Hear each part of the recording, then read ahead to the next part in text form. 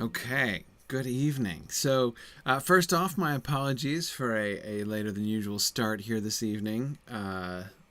Sorry, and I know it's later than late. Um, First thing, actually, I have two sort of orders of business before we start tonight's discussion, which I am super excited about. Boy, the two chapters we're doing tonight, how awesome is that, right? We get the first version of the Bridge of Khazad-dûm and the first version of the Cracks of Doom in one night. I mean, come on, this is amazing. So we're going to get to that soon. Two quick orders of business before that. First, actually involves the start time, ironically. So starting I was gonna say starting next week, but it looks like pretty much functionally starting this week as well. I'm gonna need to adjust the start time back by half an hour. This is gonna be the start time pretty much from now on. I think I've had an evening thing that's come up that I don't think I'm going to be able to reliably get home in time. So I think if we just plan that I'll start at 10 Eastern time, it's going to be better. I know, Yana, I know it doesn't make things easier over in Europe, but I know I'm sorry about that. But it's going to be realistically, I could try to start at 9:30, but I'm going to be tied up in things, and I expect it's going to be until closer to 10. So from now on, I'm going to make that official adjustment so that things will be a little bit clearer and more predictable, I think. So starting next week, we're going to be at 10 p.m. instead of 9:30 p.m. The second thing, and this is not an immediate shift kind of thing, but this is a sort of a longer term issue. I want to make a nomenclature shift. We've been calling this series the Mythgard Academy for a long time now. It's been 4 years now that we've been running this. But I want to change the name for a bunch of reasons. It's a little bit misleading and stuff, but I want to retitle this. I want to stop calling this series the Mythgard Academy. I don't want to call it something else. So I wanted to see what you guys thought about that. I wanted to give you the sort of option and to make some suggestions. What do you think would be a good name for this series? I'm not looking to change anything about it. We're going to keep doing the same thing that we're doing. We're going to be all the same functions, be studying same books. You guys will be voting to determine the next thing. So I'm gonna be see, Kate. It's almost exactly like Turin wanting to choose a new name. Not quite exactly the same, but kind of like that.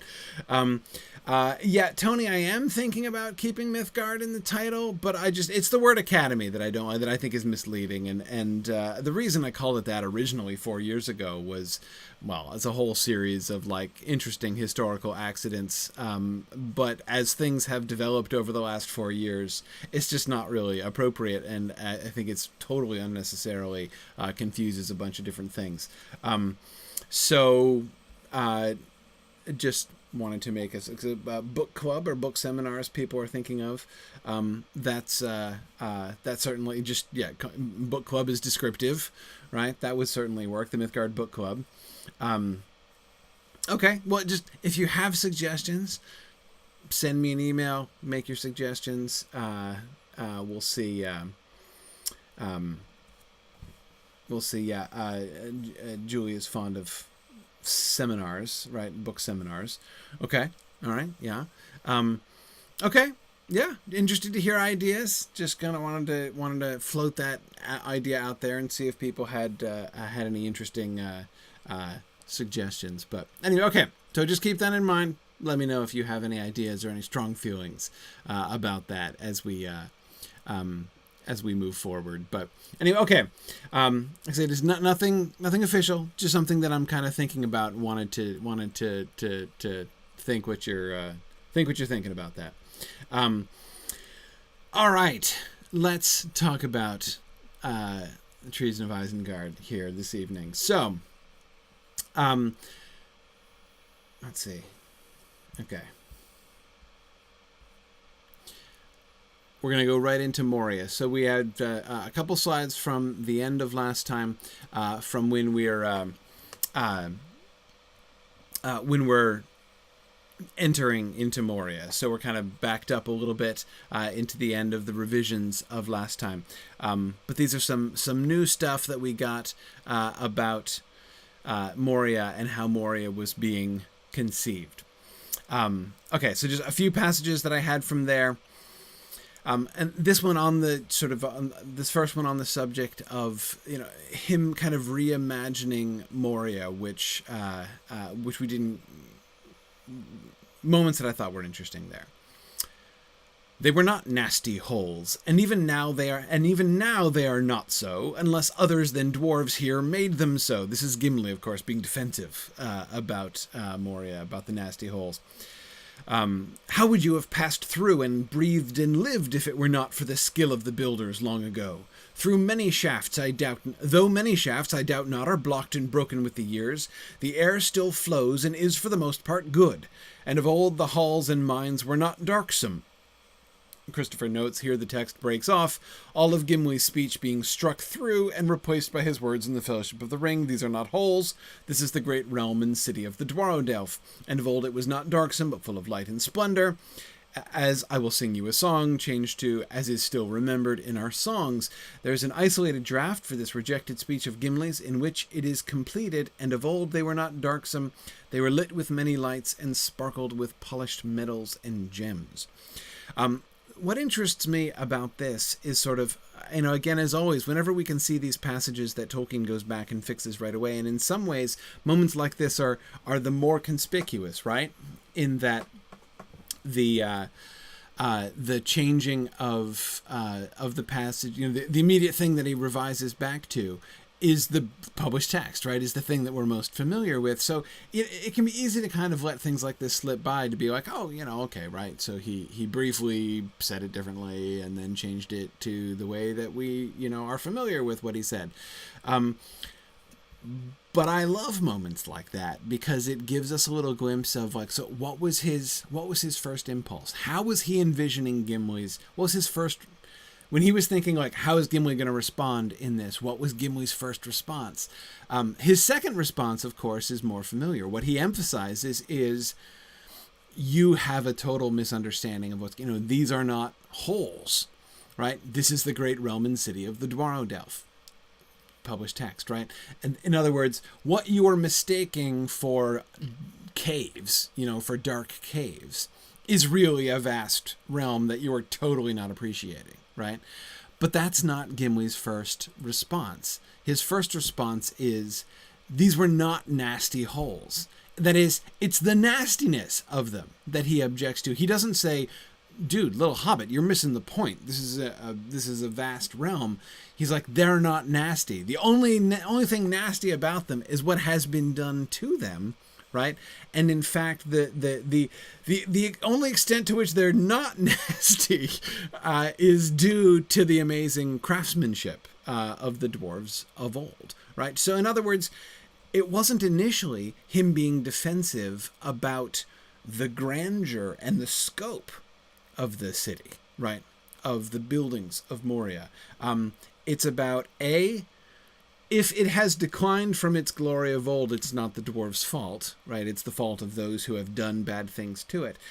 But again, what he emphasizes is the ventilation. Now, again, I think that the change is an improvement, right? That's better by Gimli. I'd rather have Gimli say, this is the great Roman city of the Dwarrowdelf.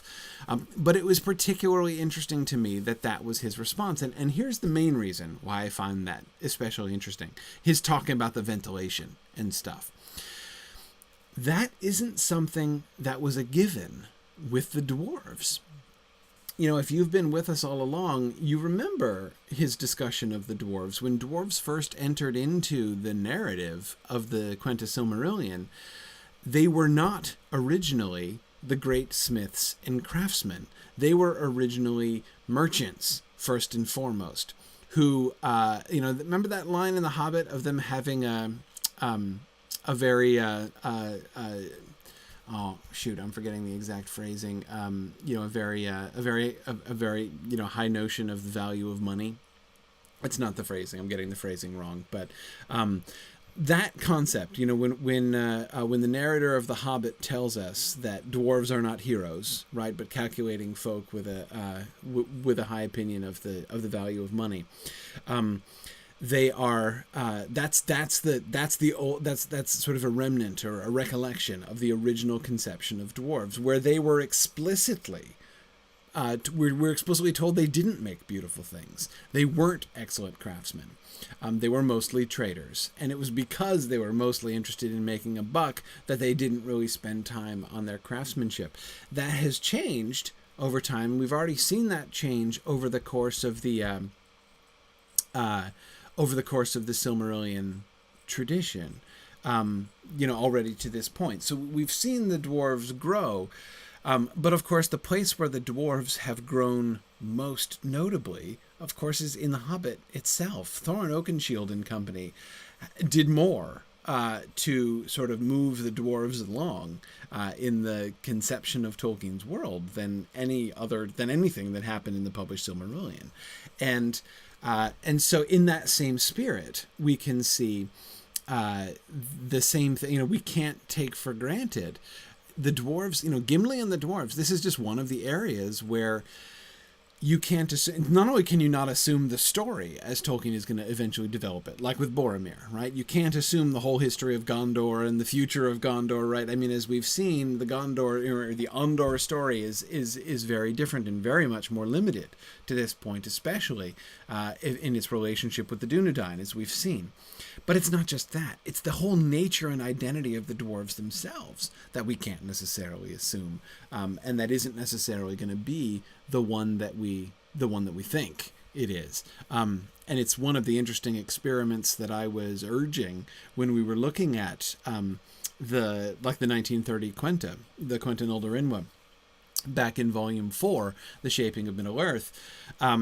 That's the one that was written at the same time as The Hobbit. And it's really, really fascinating to go back and read The Hobbit carefully, to read the dwarf stuff in the 1930 Quenta Noldorinwa, and then with that in mind, go back and read The Hobbit. And try to kind of clear your mind of the assumptions you make coming to The Hobbit from The Lord of the Rings, right? Having Gimli, son of Glóin, in your head when you meet Thorin Oakenshield and company in Chapter 1 of The Hobbit. If you can do that, if you can think from the perspective of the 1930 Quenta instead of from the perspective of The Lord of the Rings, a lot of the things that happen in The Hobbit end up sounding kind of different, and you can see the development in a really new way. So, I mean, Kate, it's certainly true that the further we get, the further this gets from being the new Hobbit, the more each character begins to take on a more extensive history. That's certainly true. And it's true in an even more profound way with Gimli, because, again, it's not just him personally. It's the whole concept of his race is changing in ways like Hobbits are pretty stable. Right?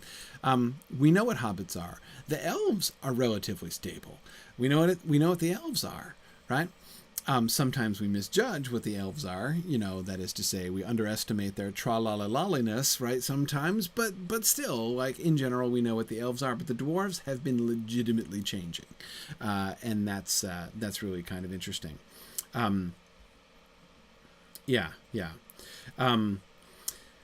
Good.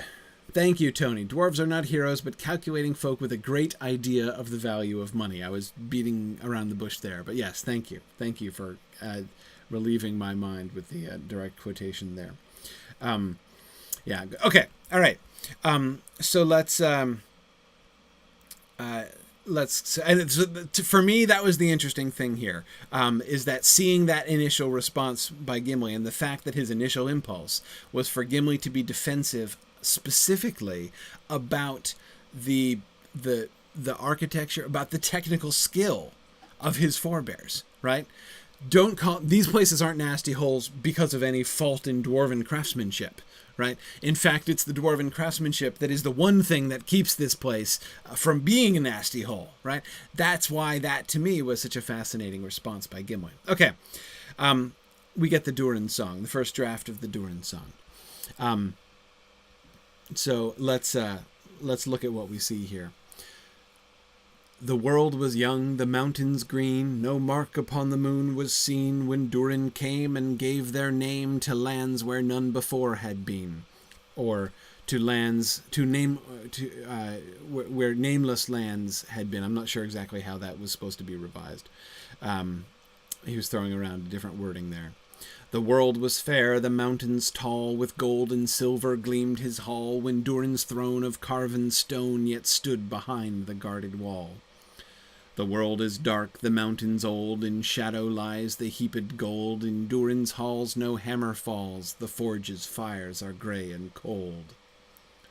Among many other half-formed lines or couplets are, when Durin woke and gave to gold its first and secret name of old, and when Durin came to Azanul and found and named the nameless pool. Okay, lots of really fun stuff that we can see going on here. Now, first, what do you notice about the shape of this poem? Did you hear the sound of it? It doesn't sound the same as Gimli's finished poem does. So let's not focus on the concepts first. First, the shape. Did you hear it? What does it sound like? I won't do the first one because when you start with the world is young, it's easier to remember the old one. The world was fair, the mountains tall, with gold and silver gleamed his hall, when Durin's throne of carven stone yet stood behind the guarded wall.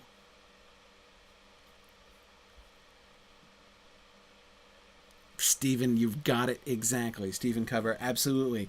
It is exactly the same structure as the dwarf song in The Hobbit.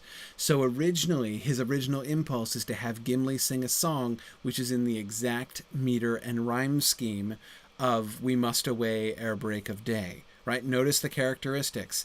The A rhyme is so 4-line stanzas with the A rhyme in 1, 2, and 4, with line 3 having just that internal rhyme.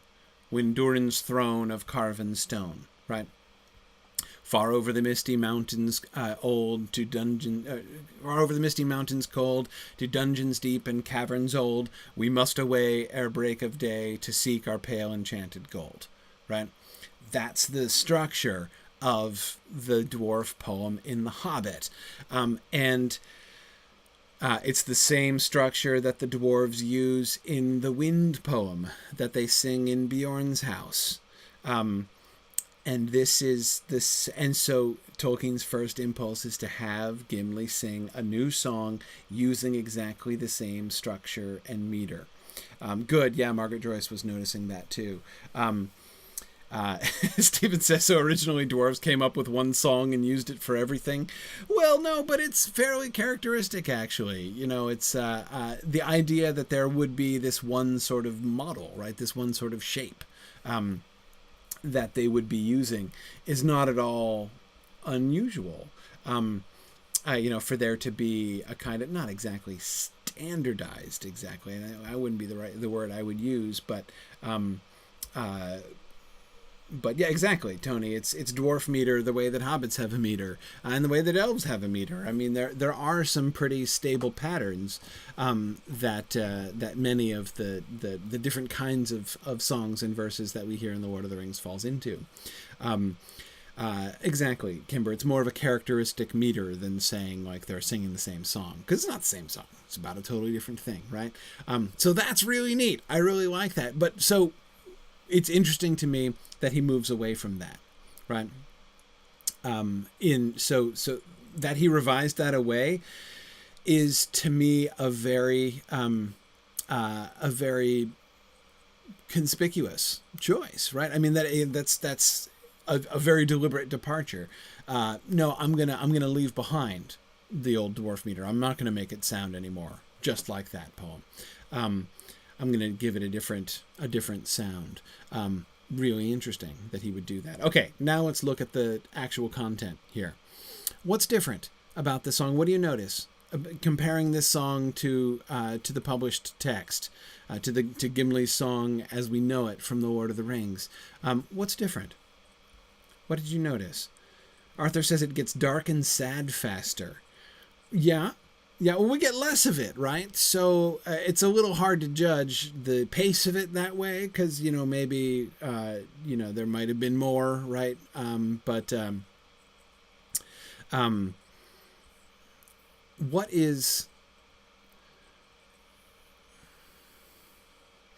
The world was young, the mountains green, no mark upon the moon was seen, when Durin came and gave their name to lands where none before had been. The world was fair, the mountains tall, with gold and silver gleamed his hall, when Durin's throne of carven stone yet stood behind the guarded wall. The world is dark, the mountains old, in shadow lies the heaped gold, in Durin's halls no hammer falls, the forge's fires are grey and old. I agree, Arthur, that overall structure, doing that in 3 stanzas, right? Durin's awakening in the elder days, right, when all was new and things are nameless, right? That thing about the nameless lands, right? Which concept is there without his use of the word nameless, right? Is already there in the first stanza, and then the second stanza to talk about the glory of his realm, and the third stanza to say it's gone. That overall shape is the shape of the published poem, right? It's just much more contracted, right? Tony, good. No mention of the elves, right? Good. I agree. The published version contextualizes it more, right? This is, and I would expand that a little bit, Tony, to say,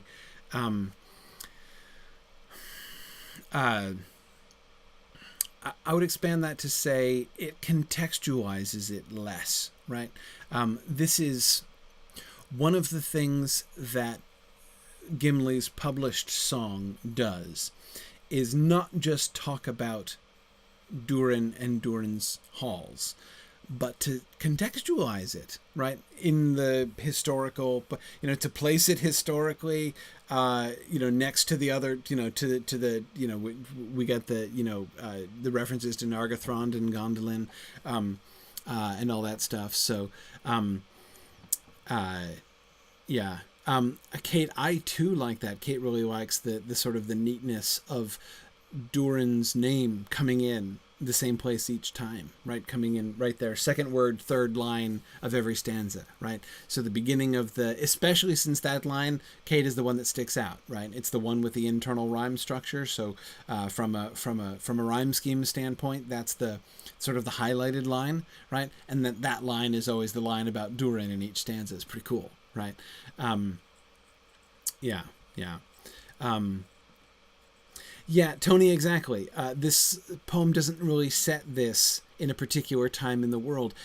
It's kind of talking about Durin and Moria in a vacuum to some extent. Now, again, it's hard. Again, this is sort of sketchy, right? As I said originally, in response to Arthur's comment, we don't really have, this isn't like the full workings necessarily. So, we don't really know for sure that this reflects the full vision of what he was going for, and in this first go through on the poem.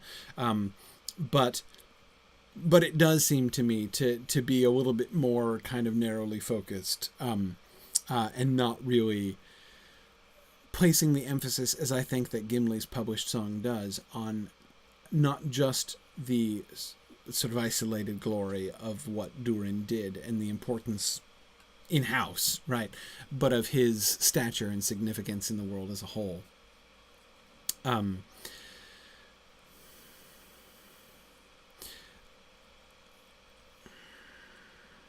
Similarly, when it gets expanded in the published version, we get that stanza, he named the nameless hills and dells, he drank from yet untasted wells, he stood and looked in mirror and saw a crown of stars appear. He named the nameless hills and dells, I really like. Now, we get a version of that, right? When Durin came and gave their name to lands where none before had been, right? But there's something a little bit more primeval about naming the nameless hills and dells, right? And that line about he drank from yet untasted wells has always been one of my favorite lines in that whole song. I have always found that that is extremely, I find that very, very mythic. If I had to point to like the mythic power of that poem of Gimli's Moria song, that would be one of my lines that I would want to talk about most. He drank from yet untasted wells. Anyway, yeah, Brandon, I do like him giving gold its first and secret name. That is pretty cool. I actually kind of missed that line from the published text. Yeah. Yeah, good. Yeah, there is, Lynn, I think that's a really good point. Lynn says, in sort of the bigger picture, this poem seems to be really a poem about Durin himself and what he did. And of course, in the end, we have in Durin's halls no hammer falls, right? Which is, it's not just about Durin, but, Kate, in a sense, this kind of comes back to the placement of Durin through there, like the way that Durin is really the center of all of those stanzas. And Lynn's point is that in the revised version is much more about Durin's folk in general, rather than just about Durin, right? It's more about in Moria, in Khazad-dûm, right?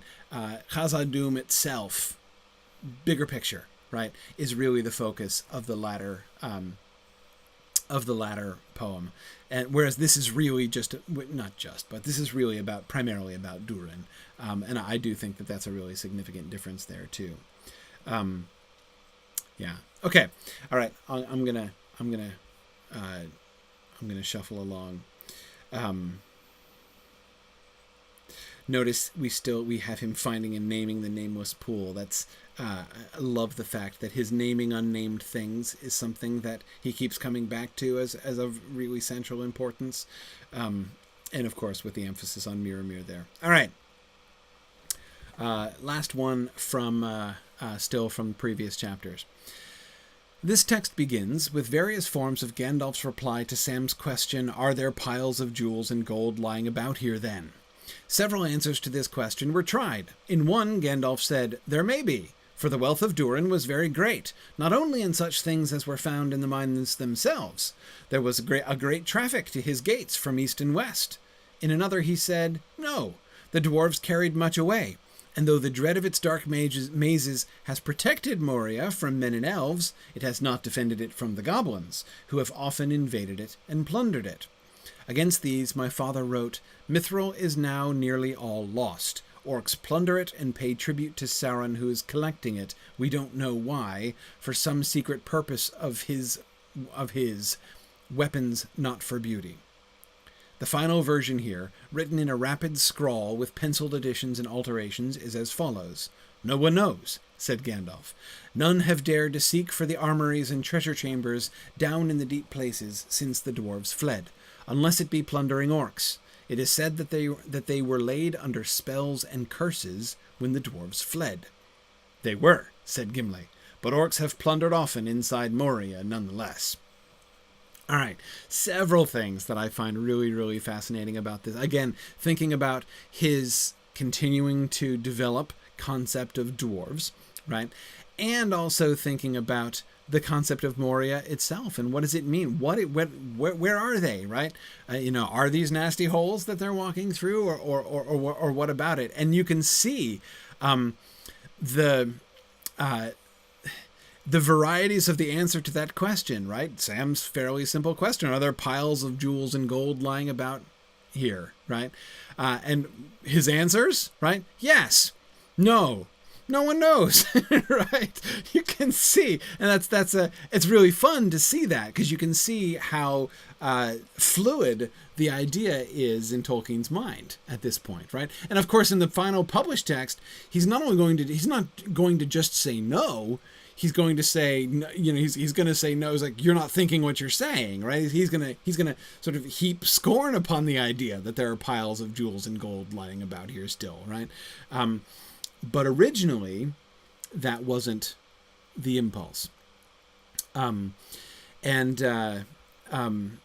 Stephen wonders if this will turn into a treasure hunt story. You can't rule that out, right? But so let's look at the implications of all three things, right? So when the answer is yes, or possibly, or probably, right, there may be, for the wealth of Durin was very great. So the first impulse is to emphasize how great the wealth of Moria is. So are there piles of jewels and gold still? Hey, yeah, can't rule it out, right? Probably are. There was so much, gold and treasure lying around here that there's bound to be some piles in odd corners still, right? So you can see Tolkien's first impulse seems to be, I want to emphasize how rich and how wealthy, how splendid, right, the ancient kingdom of Khazad-dûm was. So that's interesting, right, to see that first impulse. But then he comes back and he's like, no, because, the goblins would have plundered it. So realistically, there's not going to be piles of jewels and gold sitting around. So, I think we're going to have to say that despite the fact that he wants to emphasize how incredibly bounteous was the wealth, but realistically, it's not going to be still sitting around because the goblins have had an opportunity to invade and plunder it. But then he shifts that to, well, hang on, no one knows for sure, right? On the one hand, yes, there's been a lot of plundering, but there's this other factor, right? Yeah, the orcs have been plundering it, but the dwarves would have laid curses on it, right? There would have been armories and treasure chambers deep in dark and unknown places, and those might have escaped the goblins, not necessarily because they've been successfully hidden, though that might be one reason, but because the dwarves would have laid curses on it, because that's what dwarves do. Dwarves are big on curses, and especially laying curses on treasure, and in particular laying curses on anybody who would come and take their treasure away, right? And Gimli, of course, is all about that, right? It's like it is said that those treasuries and things were laid under spells and curses when the dwarves fled, right? And Gimli's immediately like, heck yeah, we laid as many curses as we could on that stuff. It's what we do, right? And then he says, but orcs have plundered it anyway, right? Jerks and morons, right? So showing his score, and perhaps also part of the reason for his particular animosity against orcs as well, in addition to his own family history. But yeah, you absolutely should be thinking about Meme, John. The Curse of Meme. Again, those of you who have been doing the history of the Lord of the Rings, the history of Middle-earth with me, will remember that in the old days, especially back in the Book of Lost Tales, but even in the Quentin Olderenwa, the curse of Meme, when Meme the dwarf lays a curse upon the treasure of Nargothrond, which is then taken away from him, he's killed and the treasure is taken away by Húrin, the curse he lays upon that treasure is the most dominant thing in the plot for the entire rest of the history of the Elder Days. It trumps the Silmarils. And it's the curse of Meme that ends up bringing about the destruction of Beren and Luthien and the fall of Doriath and everything, right? So, and remember, the dwarves do this in The Hobbit too, right? Remember the dwarves laying curses on things? Where do we see dwarves acting just like this? It's one of those passages in The Hobbit which is so easy to kind of just go by, right? Without really stopping to think about this. But we're all familiar with dwarves casting curses on things. Exactly, Bruce. On the Troll's Gold, they bury the gold and they put spells on it. They lay curses on it if anybody else comes and takes it. Now, Bilbo and Gandalf come back, and I don't think that they're going to be right. Exactly, Marianne, you're saying the same thing. I don't think that. I think that Gandalf and Bilbo are exempt from the curse because they're part of the, confederacy that buried the treasure in the first place. I think that would have been okay. I don't think they would have triggered it. But again, Hobbit dwarves are the dwarves of the early 30s, right? And so we see them acting just like that. It's hard to imagine the Gimli of the published Lord of the Rings, finding some treasure and laying a curse on it, right? But the Gimli of this draft is still really eager to own that concept, right? He still very much avows that that's part of the whole dwarf thing, right? Okay. All right. So with that in mind, we now get to a really crucial moment, not only because we get to one of the coolest moments in the book, the Bridge of Khazad-dûm. Who doesn't love the Bridge of Khazad-dûm?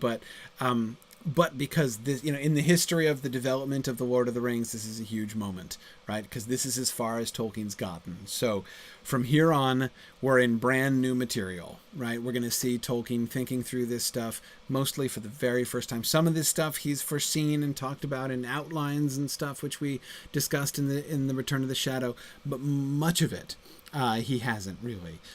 So we're into breaking entirely new ground. So that's really fun. Right. And the first thing that I would thank you, Kate, for reminding me. I meant to go, before I move on from this quickly, commenting on the mithril stuff, right, which is really interesting. Kate says she was struck by the idea of mithril being used for weapons. It made her think of silver bullets killing vampires, right? Except, Kate, it's backwards, right? Arming things like vampires with silver bullets to kill elves seems to be something like what they're talking about there. And it's really unknown, but that idea that mithril is being used in some kind of R&D project that Sauron is working on, and it's likely to be really bad, right? But we're not really sure what it is that he's working, and we're never really sure, right? We're told that Sauron covets it. That's still in the published text, but we don't really get why. Tolkien, in his sort of notes here, is emphasizing it's not for beauty, right? And that seems like a very Sauron-like thing to do. Mithril is very useful, right? He has an end to which he is going to put it. And so that's why he covets it. It's not because it's, one of the most beautiful things and to make stuff out of, but because he can make powerful things with it. So yeah, I don't think it's ever really revealed exactly what Sauron was using all the mithril for, but it is a really tantalizing kind of idea. Bruce, it does seem like an echo of Morgoth coveting the Silmarils, but again, I think the difference there, and the difference which Tolkien seems to be pointing to in that little note about weapons, not beauty, is that there is a sense in which Morgoth's desire for the Silmarils is a purer desire, not morally purer, but simpler desire. That is, he wants them for themselves. They are beautiful and he covets them. He wants them for himself. But it is their beauty and their light that he wants for them. So, he wants the Silmarils and to keep the Silmarils, but they're like a synecdoche for Arda itself, right? Just like, why does he want the world, right? And to keep the world for himself. So, again, we see a similar kind of thing. We don't see that same thing with Sauron, with mithril, right? His interest in mithril would appear to be totally pragmatic. And the fact that he's interested in making weapons out of it exclusively and not really caring for the beauty, that's what shows me that it's not really a very Silmaril-like attraction that he has for it.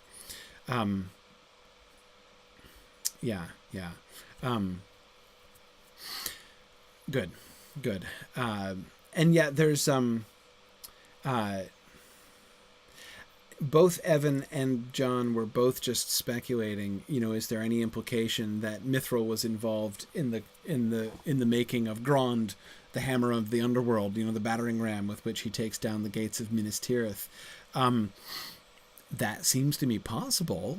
I don't remember. There's nothing in the published text that would point to that I can remember, unless I'm overlooking a detail in the description of Grond, but I don't recall anything about the materials of which it's made exactly that would suggest mithril composition, though that seems the kind of thing that Sauron might do with it. And that's well remembered in the sense of it's the only kind of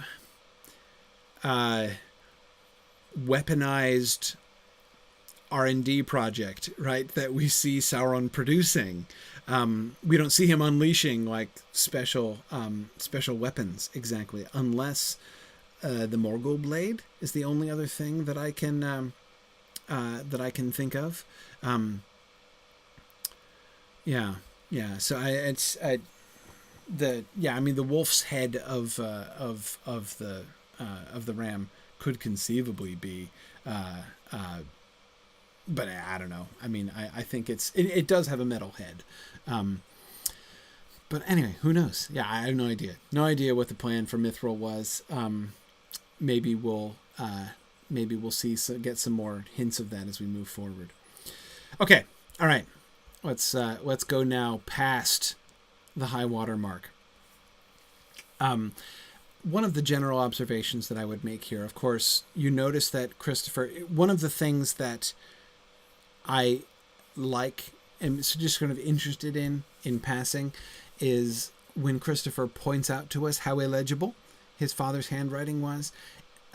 Because obviously that, as Christopher is telling us, his dad was writing at great speed. And notice how much Christopher emphasizes that in this passage, in the battle of, on the bridge of Khazad-dûm, and from the chamber of Mizarbil down through the bridge of Khazad-dûm, Christopher emphasizes that not only is Tolkien's writing almost completely illegible there, but he's not even using complete words. He's using symbols and abbreviations and leaving out many, just because he's in such a hurry to get down the words and phrases as they're coming to him. At least that is Christopher's conclusion from looking at the text, which seems to me very plausible.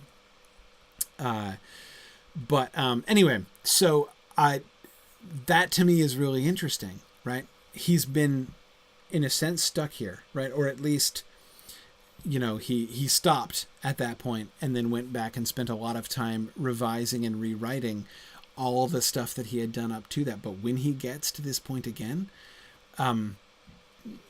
he has like the opposite of writer's block, right? And he immediately leaps forward, and this whole scene emerges with great speed. Okay. First, a couple small points for this from, of course, the description near the beginning of the battle at the chamber of Mizarbil. There was a rush of hoarse laughter, like the fall of a slide of stones into a pit. This is from outside the door. But amid the clamor, there was one deep voice. Boom, boom, boom, went the noises in the deep. Swiftly, Gandalf went to the opening and thrust forward his staff. There was a blinding flash that lit the chamber and the passage beyond. For an instant, Gandalf looked out. Arrows whined and whistled down the corridor as he sprang back. There are goblins, very many of them, he said. Evil they look and large, black orcs. They are for the moment hanging back, but there is something else there. A troll, I think, or more than one. There is no hope of escape that way.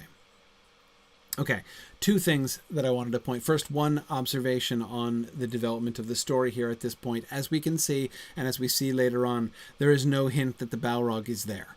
Right, even when Gandalf closes the door, locks the door, and there's the cave-in and everything, the Balrog isn't there yet. So when there's something else there, the reference to something else being there, the reference to the one deep voice that they can hear among the rush of hoarse laughter, which is the orc laughter, that seems to be the troll, right? And that seems a setup for, because remember, the troll is just going to come and he's going to put his shoulder and his foot through the door, and Frodo's going to stab it, right? Boromir's going to try to get its arm, and Frodo's going to stab its foot. So that's all set up for the troll business, right? So no Balrog. That's one thing that we can see. Second thing, though, nomenclature. One thing that I was kind of amused by as I was thinking about the passages for tonight's class is how Tolkien answers two of the top three questions that from the first time I started my podcast. What are the questions I've gotten most often? In the history of Tolkien professoring, right? What have been the three questions I've been asked most often, right? And those three questions are, who is Tom Bombadil? do Balrogs have wings? And are orcs and goblins the same thing? Right. That's that question. Are orcs and goblins the same thing, or are they two different things? That's been from the beginning, one of the most consistent questions I've gotten and continue to get down through the years. And it's interesting to see, he answers this question here in this one sentence more clearly than he does in the published text. The published text makes it a little harder to give the answer to that question, which is, they are the same thing. Yes, those are synonyms. The difference is nomenclature. Goblin is the traditional English word. Orc is derived from Tolkien's own Elvish languages. That's the answer to the question, right? And you can see it very clearly. There are goblins, black orcs, right?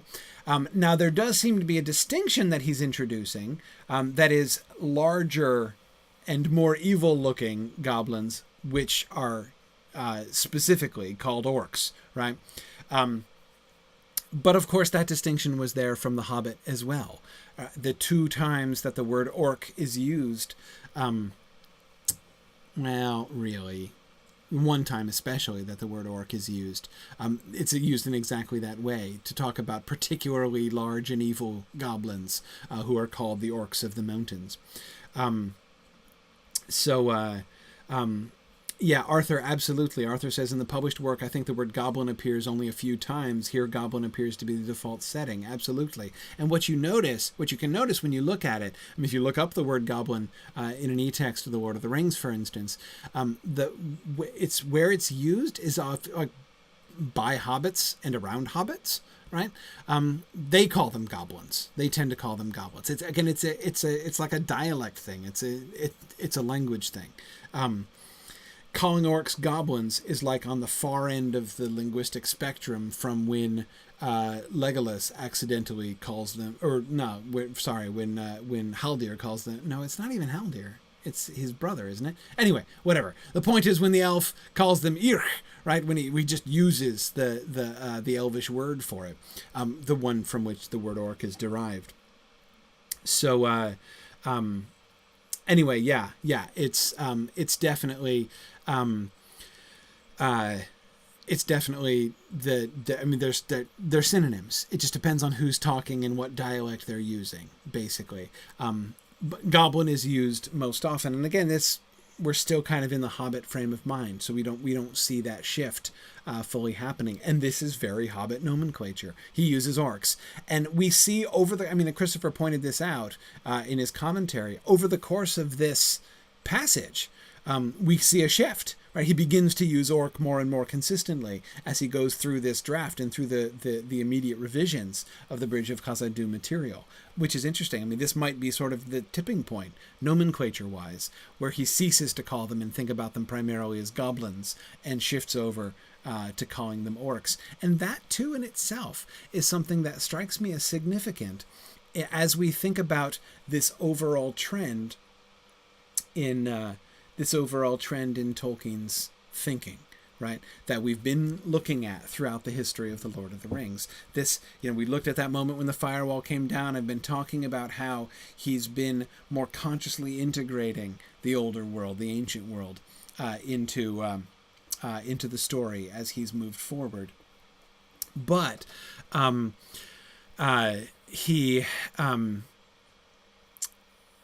I think that even in this shift from goblin to orc, we can see the same thing. Why? Why would he use goblin? Why does he use goblin primarily throughout The Hobbit? Right? Because it's the traditional English fairy tale word. That's the idiom, right, that he's speaking in The Hobbit. He doesn't use his word, the Elvish word, or the Elvish derived word, but now he's doing that. Now he's being more comfortable with it because that's the world that he's building, right? That's the world that he's living in, the one which has put down its roots, both narrative-wise and its roots linguistically, right? Back into the linguistic seedbed of the Silmarillion, right? Now that he's getting comfortable with that, he's okay using the word orc more.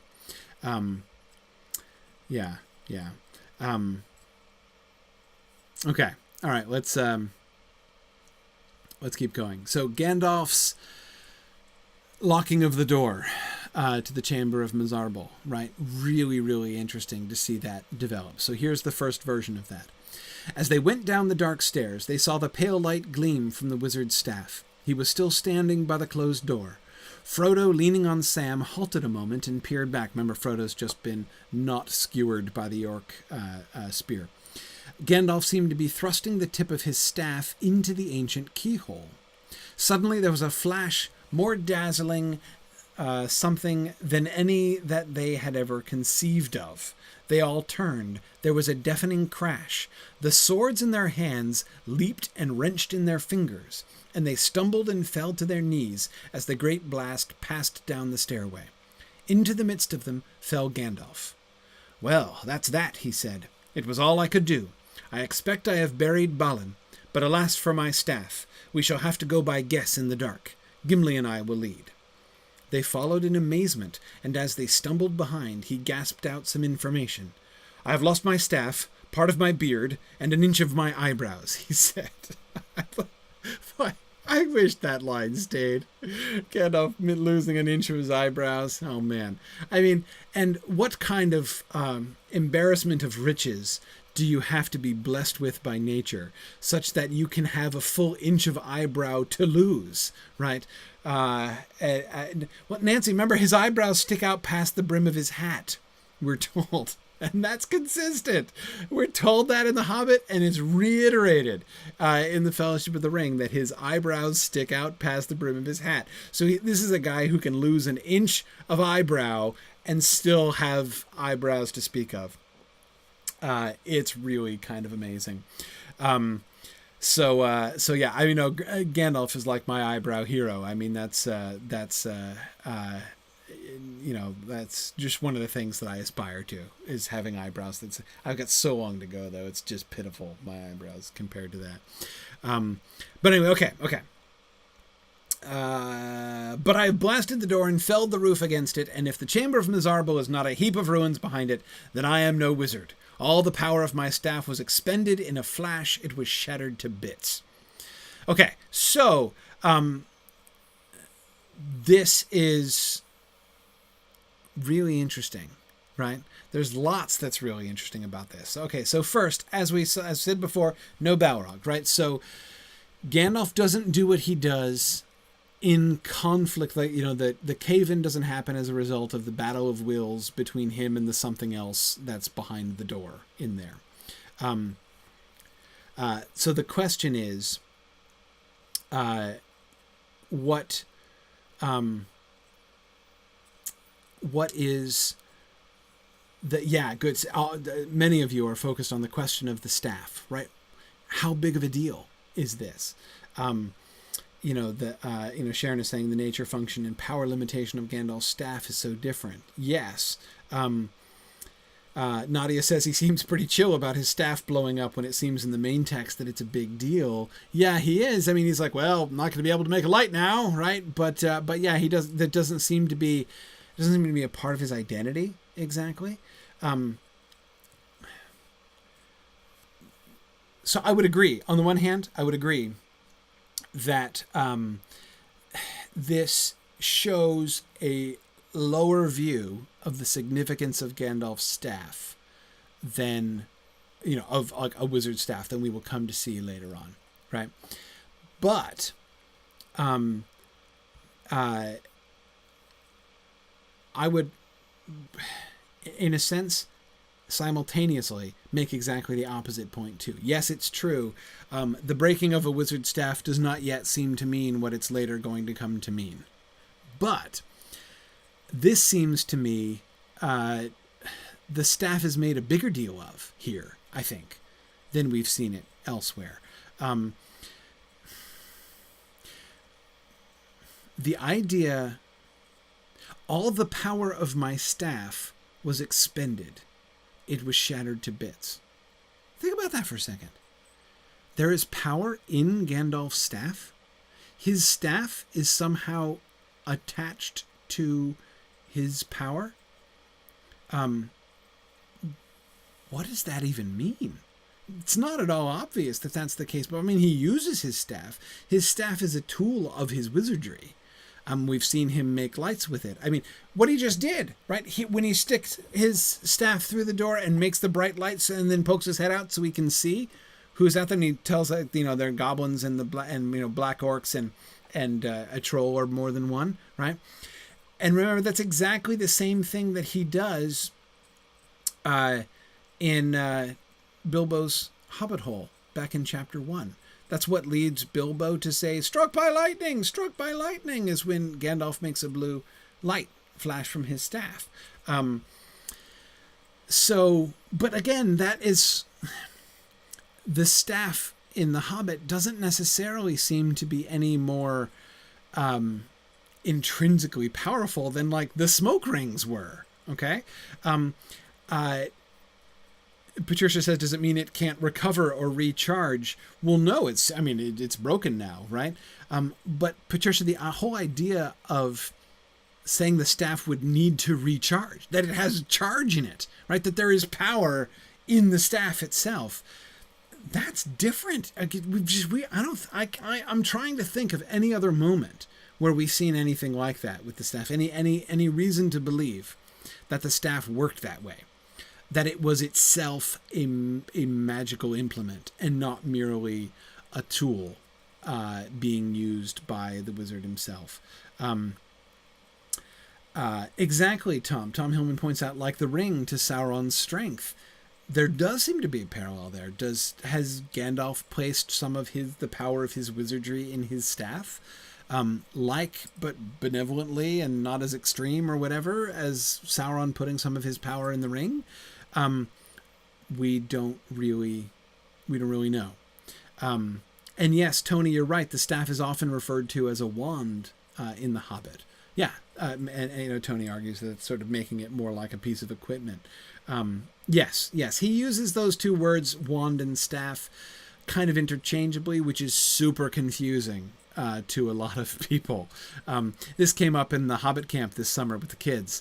We're like, why does he have a wand sometimes and a staff sometimes? It's like, no, it's the same thing, actually. It's the kind of, like, not synonyms anymore, but it kind of was. Yeah.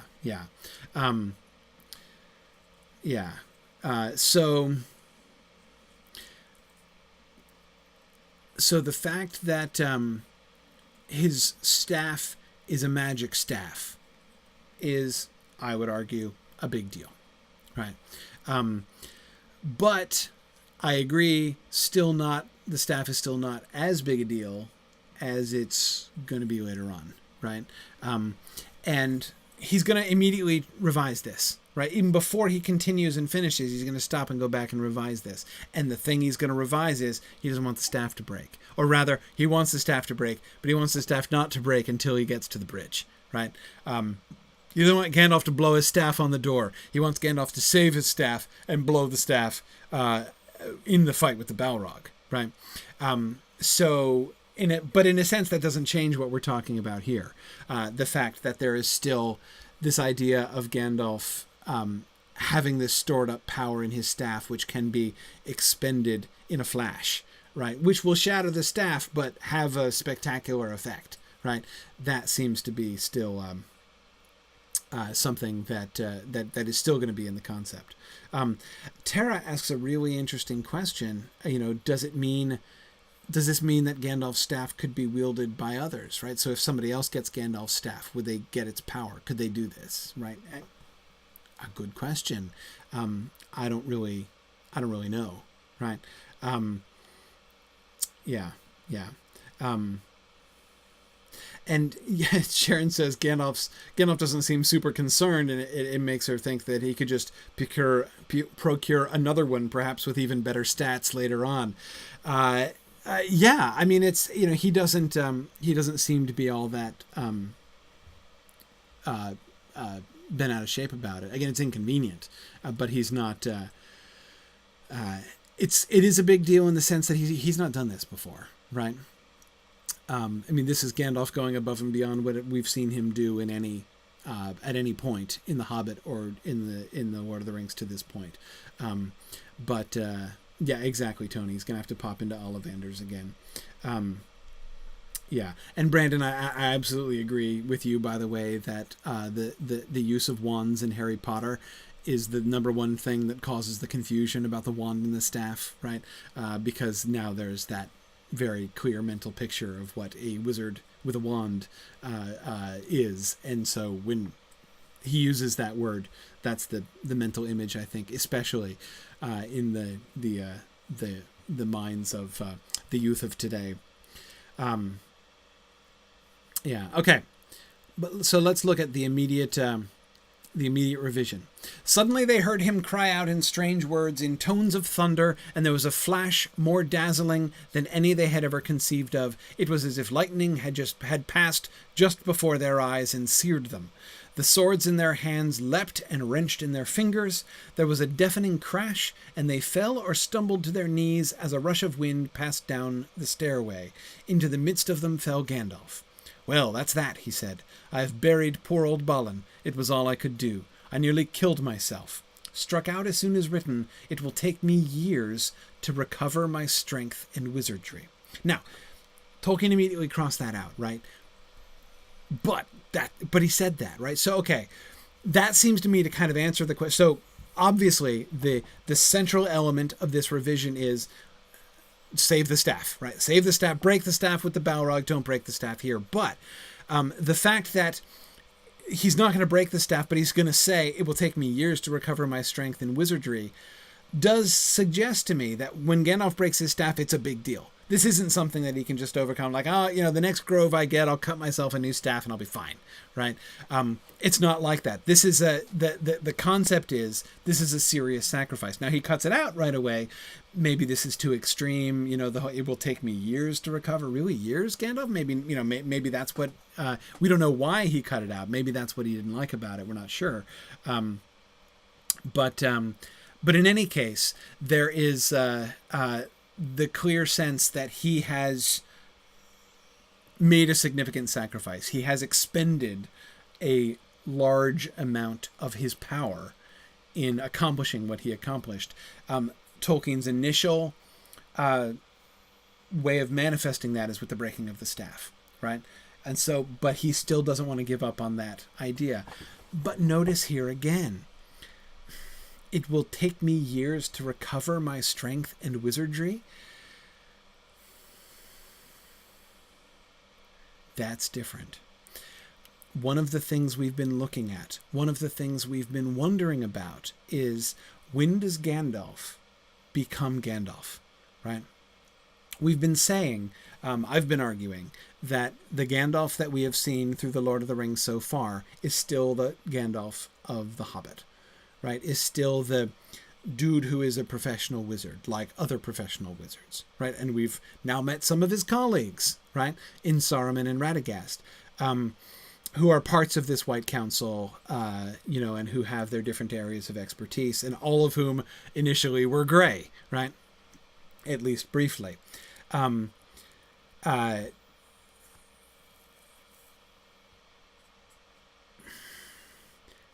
And the question I've been asking is, let's watch, like, when does Gandalf change, right?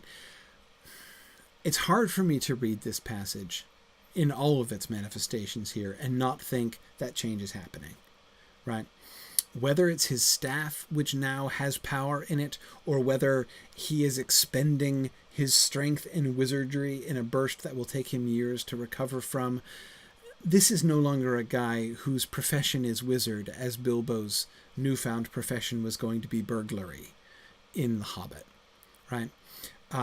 There is a different relationship between Gandalf and his power, Gandalf and his wizardry, that we're seeing here. Think about it. We never saw Gandalf tired. We saw Gandalf limited before, right? Like, there's only so much he can do when they're captured by the goblins, right? He wakes up in time to kill a few of them with a flash, right? And then to sneak in after them. And then he has to wump up the best magic he can think of in the moment to make the flames burst up and the smoke come, and then, kill the great goblin. So that is, there are limitations to his power. When he's up the tree and the wargs are gathered around and the goblins well, goblins aren't there yet, but still when the wargs are there and he starts burning pine cones, there's only so much he can do, right? He's not capable of just coming down and kicking everybody's butt, right? But have we ever seen him weary? Like, he's used so much magic that he's weary because of expending power. You see what I mean? I can't think of any examples of anything like that. Again, it's like either he can do it or he can't do it, or the circumstances prevent him from doing it. But it doesn't seem to have been a part of him. This is not him expending himself in power. And that seems to me a really important shift. And Tom, I think it was you, Tom, coming back to what you were saying before, it is like Sauron in the Ring of Power, in a sense. Right? Now Gandalf's wizardry is an extension of his own being, of his own will, of his own power, in a way which is like Morgoth exerting his power and putting his dispersing his power among his followers, right, to make them stronger and full of anger and hatred.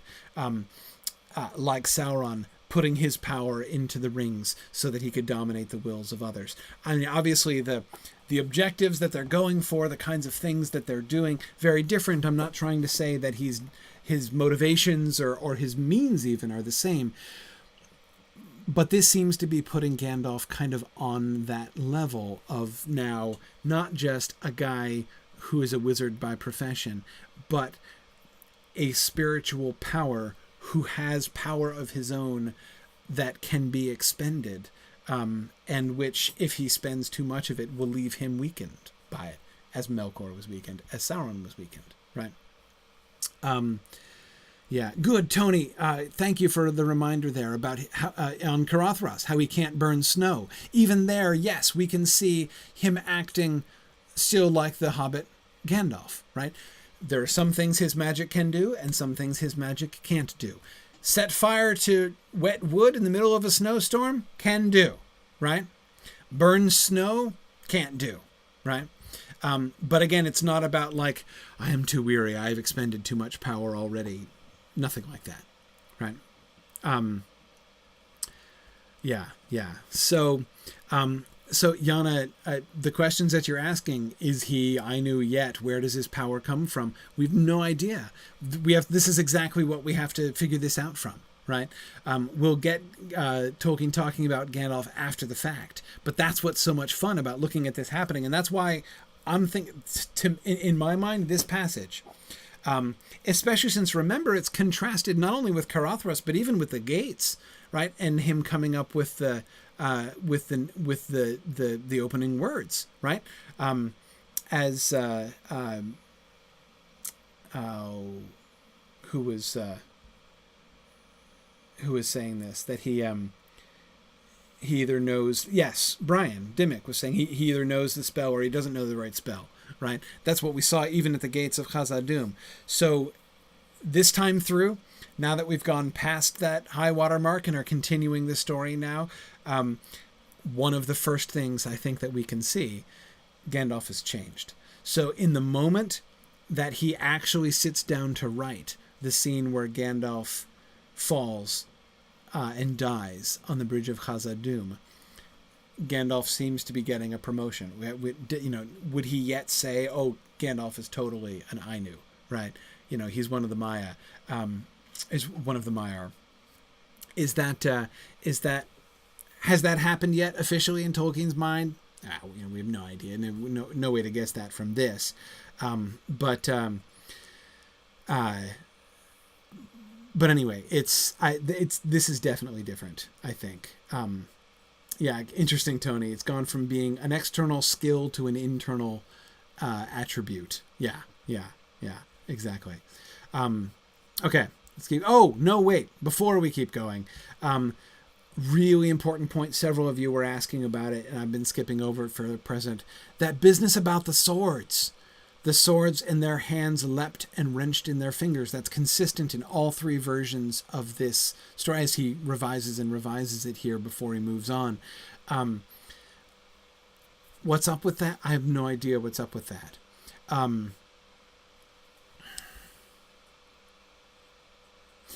I have no idea what's up with that, but it makes me think of a couple different things. One, is it possible that what he's describing is a physical effect? That is to say, is it possible that what he's describing is something like electromagnetism? The comparison to lightning in this passage is what makes me think that, right? Is Gandalf expending electric, he's expending, like it's a blast of something like electricity such that the metal swords in their hands leap, right? Because there's like some kind of like temporary magnetic effect. That seems like a very alien thought to Tolkien. It's not how Tolkien seems to normally think, but it seems to me one way potentially to explain it. Because it seems to be, in the description, it seems to be a testimony to the potency of what Gandalf has just done, right? More likely, however, to me, seems the idea that this is connected to, or rather, it's related to the reaction of weapons to the Witch King. Yeah, Arthur was thinking about this. The Witch King raises his hand and Frodo's sword is shattered at the ford of Bruinen. Yes, it's like that.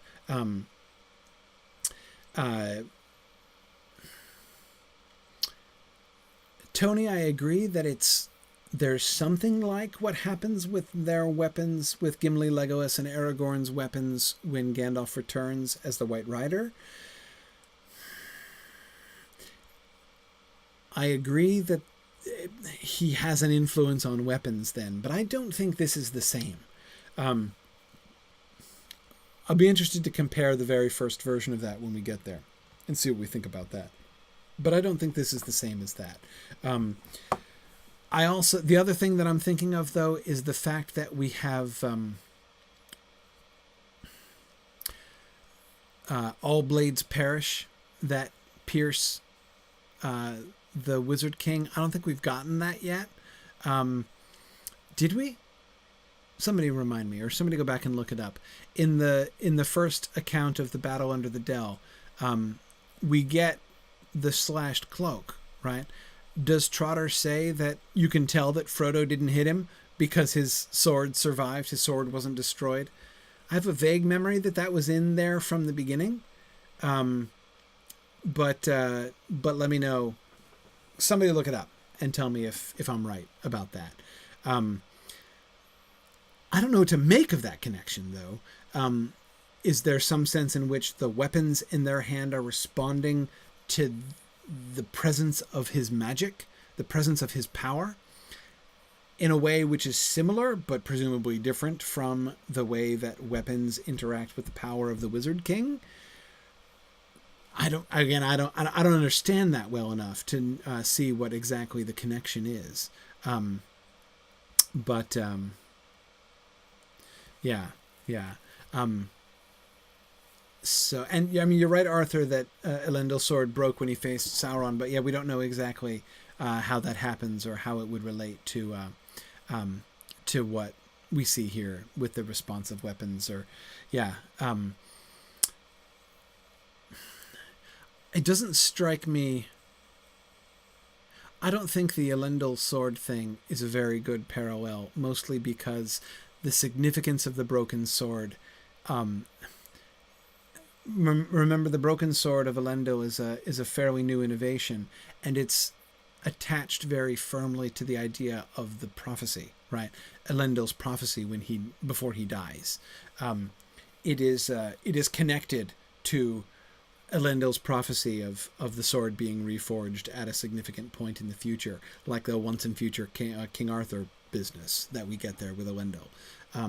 So I don't see it as necessarily a response to magic and magical power thing necessarily. Tony says it almost sounds like an animistic thing where inanimate objects are aware and reactive. Right. As if like their swords don't actually talk to them like Turin's do, but they might, right? They seem to be jumping in startlement, right? When the wizard's power goes off upstairs.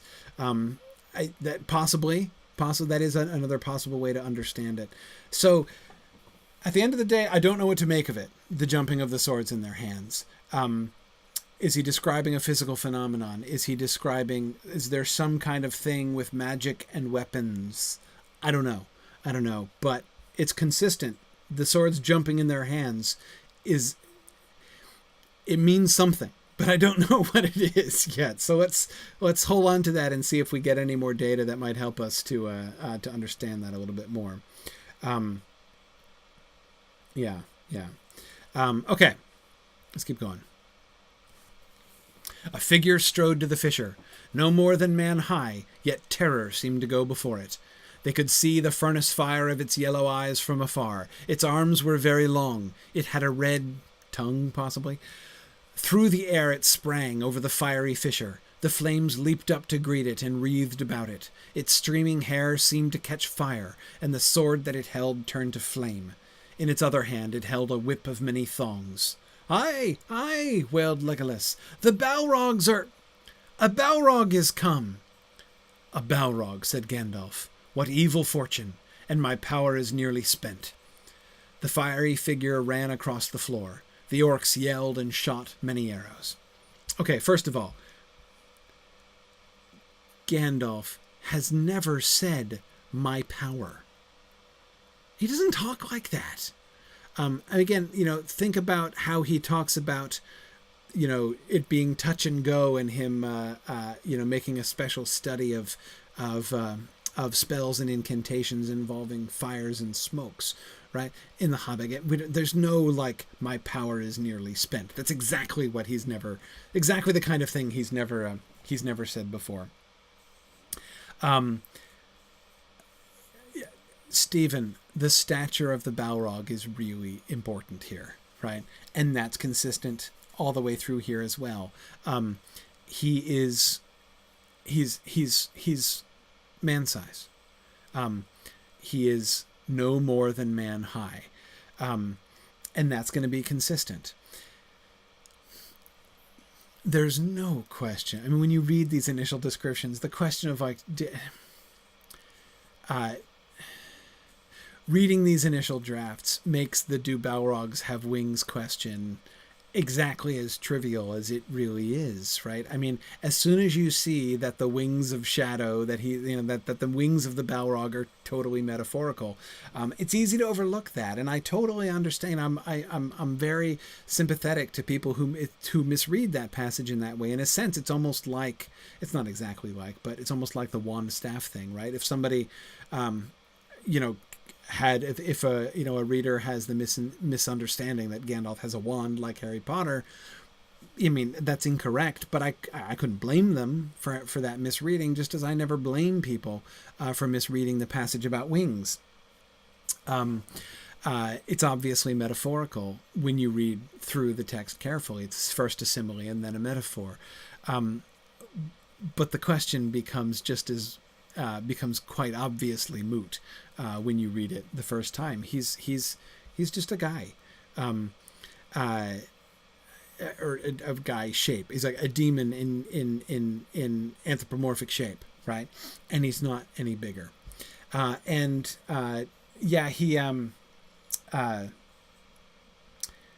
Nancy is blown away by the fact that he has hair. Right? Yeah, he's got hair. Right? He's streaming hair. He has long hair. Right? Oh,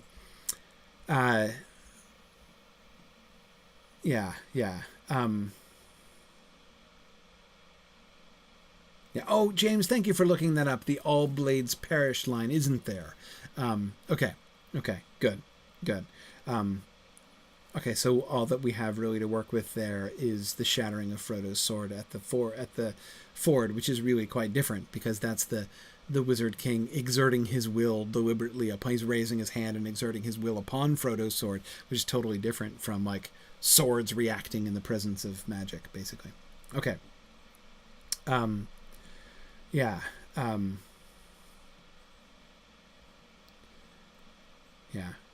Good. Yeah, Yana was just saying the same thing. Good. Sharon, you are so right about that, and I never thought of that at all. Sharon says it's also like a misreading when you hear about Smaug purring like a cat, and then imagine Smaug having feline features. Sharon, that I had never thought of that.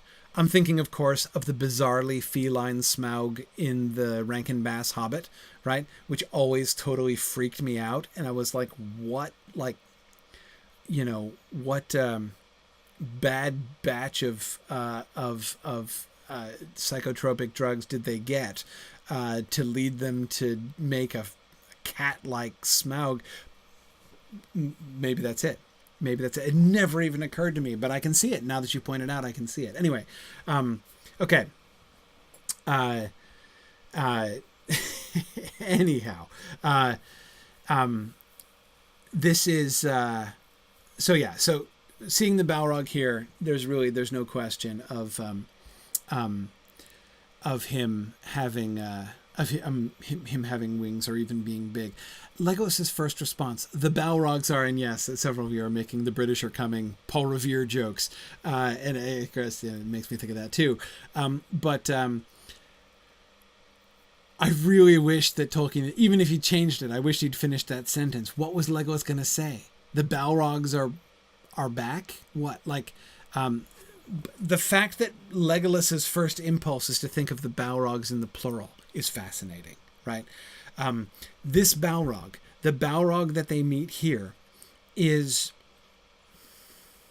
this looks and sounds. This has all the implications of a Fall of Gondolin Balrog. So in the old Silmarillion,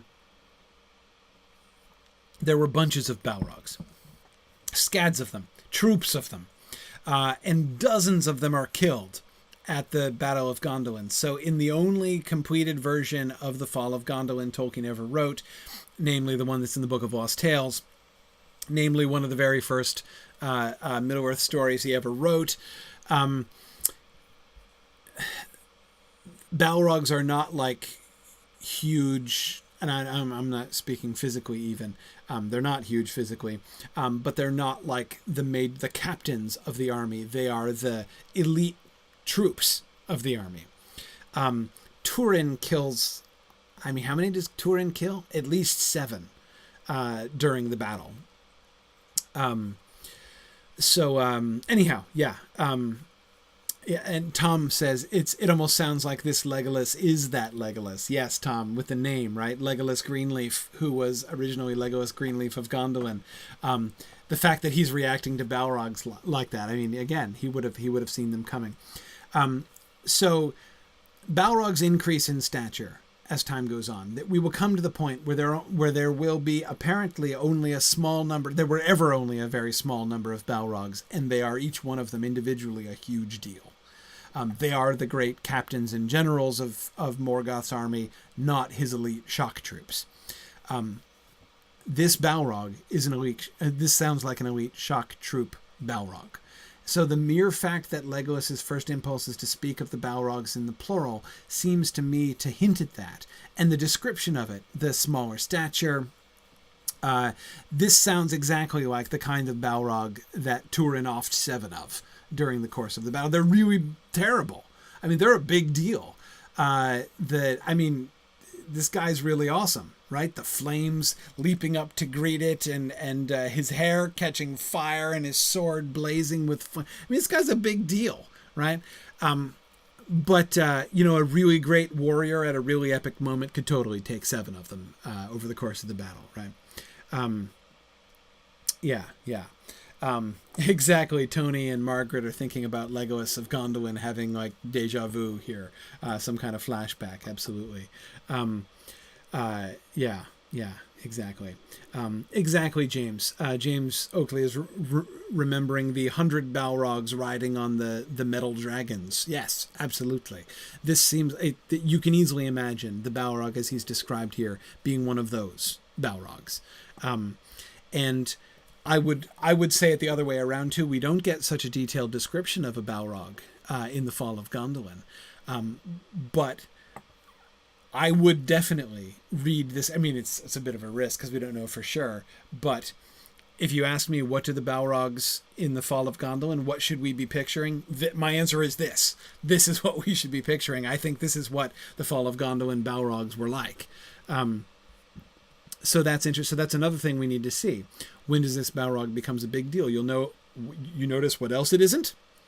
Christopher pointed this out in his commentary before. It is not yet Durin's Bane. Right? We don't have any clear evidence of that. The significance of this as, sort of its stature as Durin's Bane. It's just a Balrog. Still a big deal, but not quite as big a deal. And of course, literally not that big a deal. Physically not that big. Suddenly, with a spout of flame, it sprang on the bridge, but Gandalf stood firm. "You cannot pass," he said. "Go back." Struck out probably as soon as written, "Go back into the fiery depths. It is forbidden for any Balrog to come beneath the sky, since Fionwe, son of Manwe, overthrew Thangorodrim." Okay, again, explicit integration of the old world, right?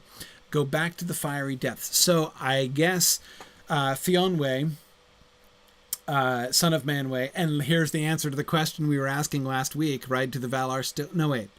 It wasn't last week. It was last night. Holy cow. It was in exploring the Lord of the Rings. People were asking, because we were talking about Goldberry, Daughter of the River, and so people were asking, at this point in Tolkien's conception, do the Valar still have kids? And I couldn't remember, and we looked it up and decided that they still did in the 1937 Quenta, and here it is, right there, right?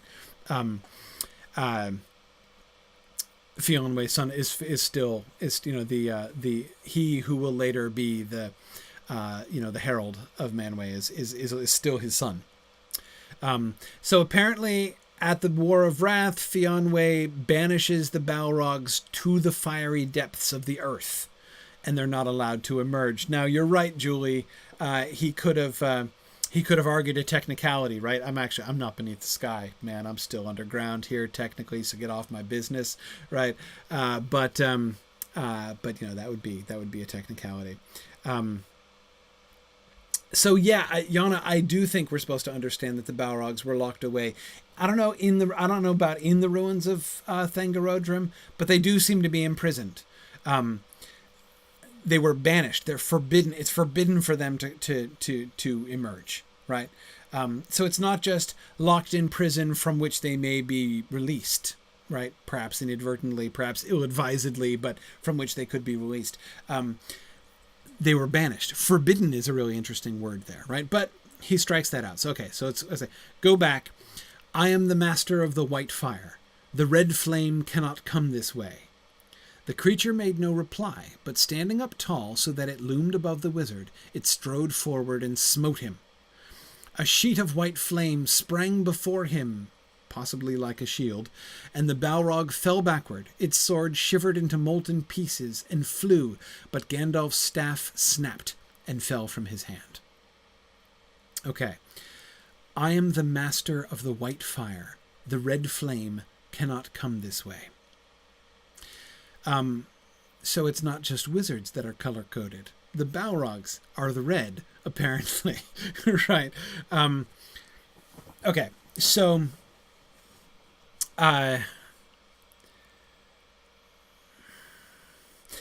Bruce, I agree with you. Bruce says it sounds kind of biblical, banishing the devil and his demons to the lake of fire. I agree. It has that overtone. It's hard for me to avoid that kind of book of Revelation language there.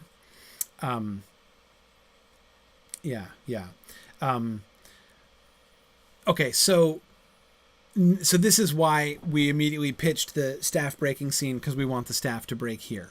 So this seems to be a sacrificial moment on his part, where he is sacrificing his power in order to overcome the Balrogs. So the Balrog's sword is destroyed, but Gandalf's staff is destroyed in that same act, right? But Marianne, I agree. The business about the fire, Marianne points out the significance. I am master of the white fire. He doesn't call himself a servant. He calls himself a master, right? And what is he the master of? He's the master of the white fire, capital W, capital F. What does that mean? I haven't the faintest idea what that means, right? But we've been getting some hints, right? My power is spent. Gandalf now has power which can be used up, right? He has power which is apparently invested in his staff, right? Or stored in some way in his staff. That power, whatever the source of his power is, whatever the nature of his power is, it is being characterized as the white fire. So being a wizard now, Gandalf being a wizard, is no longer like, what do you want to be when you grow up? Oh, I want to be a fireman. Oh, I want to be a policeman. Oh, I want to be a wizard, right? It's no longer a profession like that, like burglar or hero or warrior, right? Now it's something to do with his being. And the way he articulates that is, I am the master of the white fire. And we see that immediately played out. The red flame cannot come this way. The Balrog attempts to exert the red flame, and Gandalf interposes the white fire. And truly, the white fire does turn out to be superior. Turns out to be the more powerful of the two. And the Balrog is repulsed and his sword is broken, but it's not without cost. Gandalf has to break his staff in order to make, but the breaking of the staff seems to function in exactly the same way as it did before. He's just using it differently. Instead of expelling the power of his staff in order to break the door and cave in the room, now he's doing it in order to oppose the strike of the Balrog.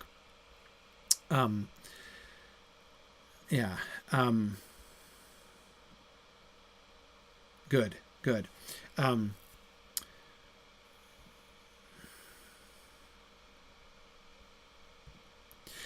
James, this is definitely the first time we see Gandalf talk with this type of authority. Yeah, absolutely.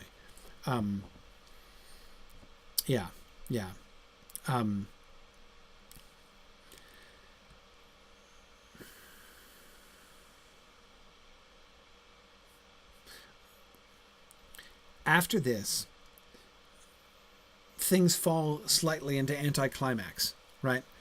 Gandalf's staff is broken. The Balrog's sword is broken, right? So what's left is like fisticuffs, basically. With a gasping hiss, the Balrog sprang up. It seemed to be maybe half blind, but it came on and grasped at the wizard.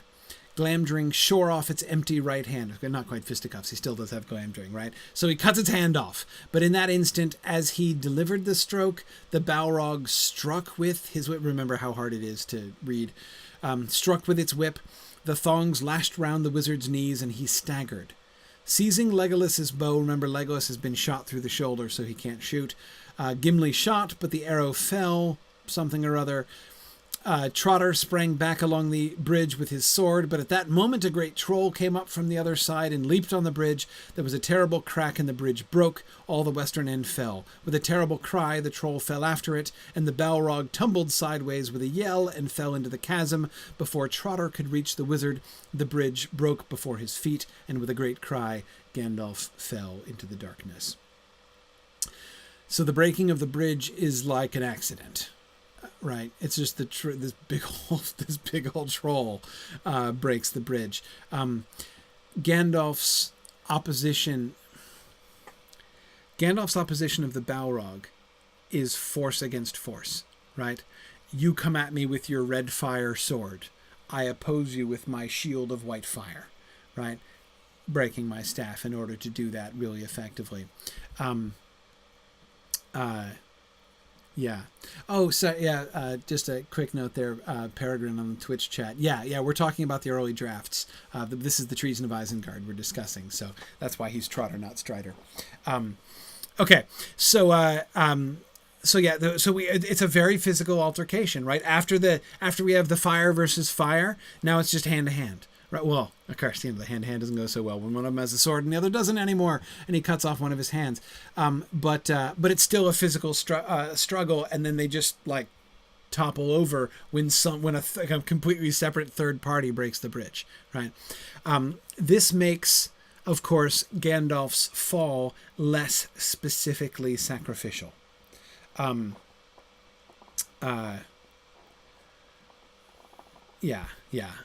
So we, and that's going to change fairly quickly, right? He goes back and he redoes it quickly. So this is his quick reconsideration of the scene. There's a penciled note written on the manuscript against the description of the Balrog. Alter description of Balrog. It seemed to be of man's shape, but its form could not be plainly discerned. It felt larger than it looked. Right? So he's not changing it to make it gigantic in size, but he does want to emphasize it doesn't just look like some dude. Right? It felt larger than it looked. I really like that. After the words, through the air it sprang over the fiery fissure, my father added, and a great shadow seemed to black out the light. So it's been flame from the beginning. The shadow gets added afterwards, right? And at the end of the text, before he had finished it, for the concluding passages written around the words, he wrote, no, Gandalf breaks the bridge and Balrog falls, but lassoes him. So the concept of Gandalf's deliberate breaking of the bridge and casting down of the Balrog, not just the two of them falling over when some troll breaks the bridge, that comes in very quickly. Yana, I don't know how Legolas was going to get healed, but Legolas does get severely injured. I mean, he takes an arrow through the shoulder. I mean, they're heading to Lothlorien after this, so he'll be able to get healing. How is that going to impact them, down the road? I'm not sure. Yeah, we'll see about that. But Tony, I agree. The first impulse was a much more physical, less mythic fight, but it gets more mythic right away, right? So in B, which is the second manuscript, the revised manuscript that he writes right away, whereas C remembers the fair copy that he writes after that. In B, it is said only that the Balrog stood facing him. In C, the Balrog halted facing him, and the shadow about him reached out like great wings. Immediately afterwards, where in the Fellowship of the Ring, the Balrog drew itself up to a great height, and its wings were spread from wall to wall, those wings of shadow, those metaphorical wings of shadow, which have been such a problem for so many people. Neither B nor C has the words to a great height, nor speaks of the wings. Gandalf's words to the Balrog remain in B very close to the original draft, with white fire for the white fire. I am the master of white fire, he says. I am the master of white fire. In C, this was changed in the act of writing. You cannot pass. I am master of white flame. Neither red fire nor black shadow can, change to, the red fire cannot come this way. Go back to the shadow.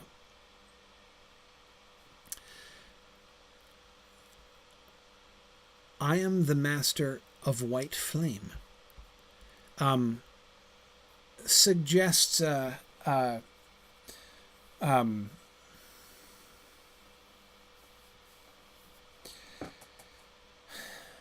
know what, a technique, right? It makes it sound more like Gandalf is saying something like, I know something you do not know, right? I have mastered white flame, right? You think you can come this way, but that's no good. I know the white flame spell, right? So forget about that. James, yes, it's more like a skill that he's mastered. Absolutely. That does seem to be the... and no, there doesn't seem to be any indication that it's the secret fire. James, we seem to be miles away from the secret fire. More than miles. We are at an almost infinite remove from... I am the servant of the secret fire is a statement totally different from what Gandalf says here. He is declaring to the Balrog, you can't pass. And let me explain why you can't pass, my friend, right? Oh, Mr. Wielder of the Red Fire, I've got the white flame. So, like rock beats scissors, man. Right? So you can't pass this way because I've got the white flame, you've got the red fire, and you've got the black shadow, but whatever. Both of those get beaten by the white flame. So, I mean, honestly, I can't help but think of listening to my 9-year-old son, Matthias, talk about Pokemon, right? And how he's upgraded his Pokemon so that he gets this new skill. And it's like now, he's trained his Pokemon to develop this new attack so that it can beat, other electric types. Like, that's honestly what it kind of sounds like Gandalf is saying here. Like, what you don't know is that I have the white flame attack, and the white flame attack totally beats your red fire and black shadow attack. Therefore, and that is why, my friend, you cannot pass. It's physically impossible for you to pass, because I'm going to whoop you right now with my white flame. And it is Gandalf saying, "I am the servant of the secret fire," is in every way a completely different kind of statement to that. Nancy says, so it's mostly smack talk at this point. Yeah, honestly, yes. I would characterize this: you cannot pass. I am the master of white flame. The red fire cannot come this way. Go back to the shadow. I would put that under the category smack talk. Absolutely. Absolutely. Yeah. Yes, the section on the Astarian Unfinished Tales is written well after the publication of The Lord of the Rings. Yes. In other words, it's written about 15 years, 15, 16, 17 years after he wrote this passage. Yes. What becomes clear here, again, in thinking about who Gandalf is? So Yana, you were asking before, like, what, do we have any evidence to know whether or not Gandalf thinks of him as a Maya? I'm going to go with no. Because he's not talking like a Maya here. But we don't know for sure. Right. And he's clearly something more. So he's more than he was before. This whole, expending his power and all that stuff. Very different, as we've been saying. And the stuff with his staff, very different than what we've seen before. But he's not yet anything like a servant of the secret fire. Yeah. Exactly, Tom. It's a matter of whose power it is. The servant of the secret fire uses power that is not his own. Yes, he's saying, in saying I am a servant of the secret power, he's like, by the way, I have some delegated authority here, right? And I gotta warn you, you're not dealing with maybe what you think you're dealing with, right? Here Gandalf is talking about, in these statements, Gandalf's talking about himself, right? He's not talking about his allegiances. He's not talking about any kind of delegated authority he may have been granted. And it certainly has nothing to do with a ring of power, right? Remember, the 3 rings are gone. They were sent to Valinor, right? They were A, made by Sauron in the first place, and B, they're not in Middle-earth anymore. This is just about Gandalf and his own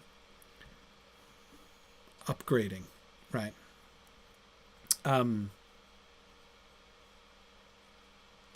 Yeah. Okay.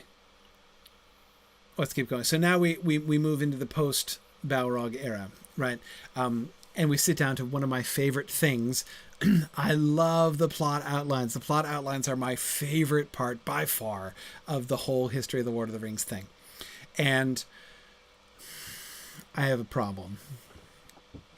My problem with this chapter, the next moves after the Bridge of Khazad-dûm, I was going through this chapter. I'm like, what parts do we skip? I can't, normally I try to select like the, things that I think, point to particularly interesting ideas and places where we can, trace particular themes or concepts that we've been looking at over the course of our study of the Return of the Shadow and the Treason of Isengard. But I'm going through this chapter and I'm like, every paragraph, I can't, there's nothing. Holy cow, there's nothing we can skip. So I'm anticipating getting behind. But let's at least start. So here is the plot outline of what's going to happen after Moria. Now, after Moria. Now, keep in mind, remember that string of beads, right? The conception of the story. Remember what we had. He had from Rivendell, right? We got across the mountains. We've got Fangorn and the giant Treebeard, right? Who is an antagonist. And who's there's going to be an adventure, right, with the giant Treebeard. So that's on the path to Mount Doom. And there's the river. And then we got the Dead Marshes. The Dead Marshes came in as another bead on that string, right, that connects Rivendell to Mordor, right? But it was still pretty unclear. Lothlorien, the name Lothlorien was tossed out as maybe another incident along the way, right? So we get here the first fleshing out of those things. And so here's our first glimpse of Lothlorien. Reach Lothlorien December 15. Take refuge up trees. Elves befriend them. December 15, 16, 17. They journey to Angle between Anduin and Blackroot. There they remain long. While they are up trees, orcs go by, also Gollum. At Angle they debate what is to be done. Frodo feels it is his duty to go straight to Fire Mountain, but Aragorn and Boromir wish to go to Minas Tirith and, if possible, gather force. Frodo sees that that will not help, as Minas Tirith is still a long way from Fire Mountain, and Sauron will only be the more warned. Boromir is secretly planning to use the ring since Gandalf is gone. Okay. Lothlorien, we know nothing about it. There's still no Galadriel yet, no glimpse of it. Just, they're going to stop there for a while, right? So Yana, this, I think, already he's there for a while, so poor Legolas can heal his shoulder, probably, right? We don't know. They remain long. We don't know exactly how long, but it's long enough, presumably, that he could get some physical therapy and stuff. So,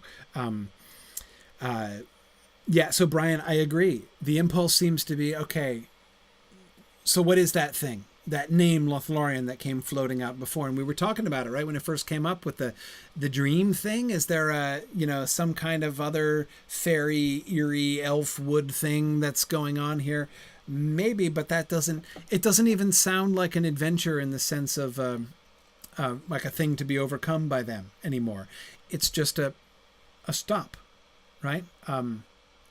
It's just a place where they can take refuge for a while. In essence, it's the framework, it's the setting for the breaking of the fellowship, right? That's the thing that he foresees. So the story told from Moria is essentially, after Moria, we get the breaking of the fellowship because Boromir is going to make his move. Boromir's already wanting the ring. Now that Gandalf's gone, he's going to make his move, right? So Boromir is trying to get them to Minas Tirith because he wants to make his move for the ring. He wants to use the ring in the war. Frodo's going to leave. So we're going to have the breaking of the fellowship. Boromir is going to try to take the ring. Frodo is going to run away alone. Remember, that was also foreseen in the brief version that he did of Frodo lost in Fangorn. Remember, that's how Fangorn was going to come in. Frodo was going to go off on his own, and he was going to end up in Fangorn alone, and he was going to be captured by the giant Treebeard. So that was an older idea that seems to have passed now. Though, of course, not entirely, as we know. A vestige of that will remain. But yes, Yana, Lothlorien seems to be relegated to the role that Rivendell and Beorn's house have in The Hobbit, right? It might be queer lodgings, but it's lodgings, right? It's a resting point on their journey. No sense of a greater significance than that, right? It's not.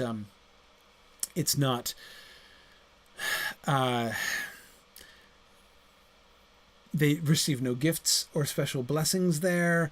There's no Galadriel. There's no passing into the land that time forgot thing going on. It's just a place where they hang out for a while. Kimber points out the trees do merit capitalization, which is tantalizing. Take refuge up trees. It's true. I don't know what to make of that. But it's interesting. I agree.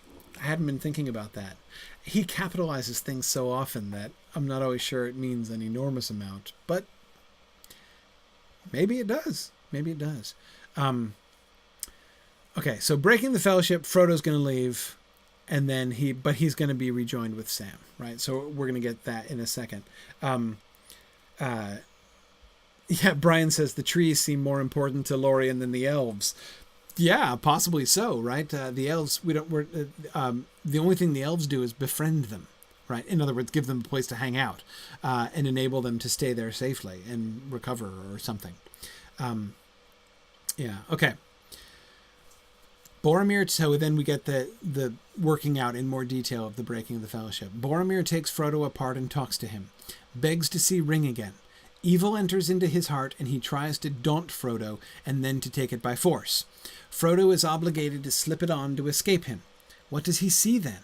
cloud all round him, getting nearer, and many fell voices in air?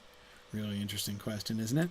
Frodo, seeing that evil has entered into the company, dare not stay, and does not want to imperil hobbits or others. He flies. So Frodo takes unto himself, in a sense, indirectly at least, some of the blame for what happened to Boromir. Right? His having the ring there in the Fellowship has brought about the corruption of Boromir. He is concerned that the others will be corrupted as well. Like, what could happen to Merry and Pippin if they hang? So basically, the ring is radioactive, right? And it's corrupting everybody else. You know, if I want Merry and Pippin and Sam not to be injured by proximity to the ring, I need to take it away, right? It seems to be Frodo's rationale there. Okay, he flies. His loss is not discovered for some time because of Boromir's lies. Boromir says he has climbed a tree and will be coming back soon. Like Bilbo in Mirkwood? The hunt eventually fails because Frodo went a long way invisible. The search. Sam is lost. He tries to track Frodo and comes on Gollum. He follows Gollum, and Gollum leads him to Frodo. That's fascinating. That's really interesting. Yeah.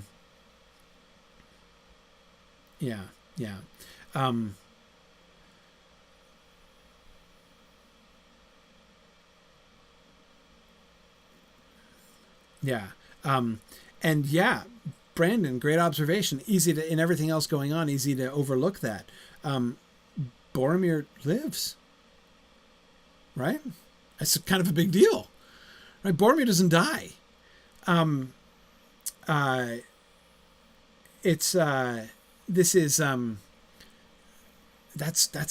a super big deal.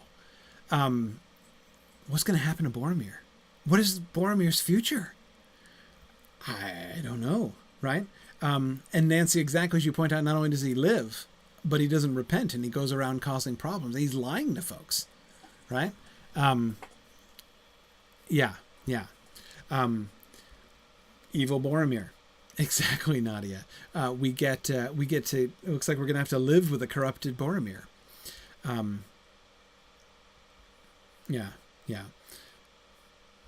Frodo hears following feet and flies, but Sam comes up too, to his surprise. The two are too much for Gollum. Gollum is daunted by Frodo, who has a power over him as ring-bearer. But use of ring proves bad, since it reestablishes power of ring over Frodo after his cure. At end, he cannot willingly part with it.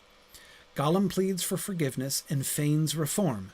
They make him lead them through the dead marshes, green faces in the pools, Lithlad, plain of ash, the searching eye of Barad-dûr, a single light in a high window. Not a flaming eyeball, of course. Okay, so notice there, just to start with the simplest thing there, notice how the details are coming into focus, right? Of the path to Mordor. So Lothlorien, breaking of the Fellowship, escaping, Gollum catches him, Sam catches Gollum at the same time, then Dead Marshes, Plain of Ash, Searching Eye of Barad-dûr, right? Remember, Tolkien thought he was halfway done with the story when he got to Rivendell. And honestly, from this outline, it sounds like that's a fair estimate, right? It's only taken a couple chapters to do The Ring Goes South, go through Holland, go through Moria, 2 chapters in Moria, right? Ending with the Bridge of Khazad-dûm. Then we get the breaking of the Fellowship. Then we get the short trip from there to Mordor, right? Encounter with Gollum. We could totally wrap this up in 2 books, right? Clearly. We're still on pace for that. Yeah. Stephen points out that although Balrogs obviously did not have wings, Frodo apparently does. Yeah. Yana, that is interesting to think of Boromir as like a proto-Grima, right? Almost, right? I mean, he's not exactly a counselor figure, but yeah, like a twisted and corrupted man, right? Yeah. Exactly.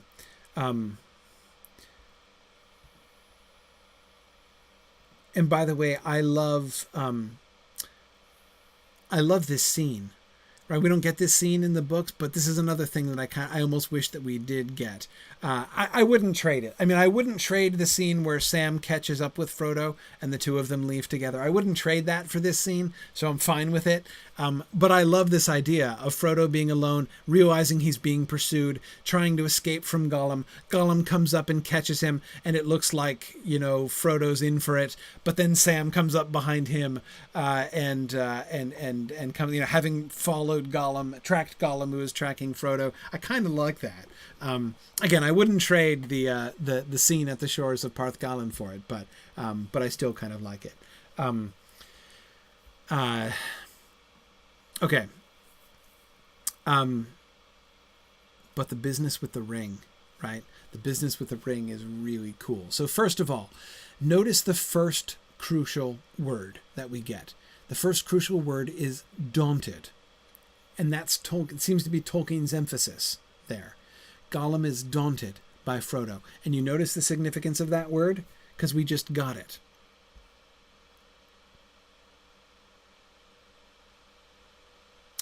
Evil enters into his heart and he tries to daunt Frodo and then to take it by force. So Boromir has just tried to daunt Frodo, to exert his will, to compel Frodo to follow his Boromir's will by force of will, right?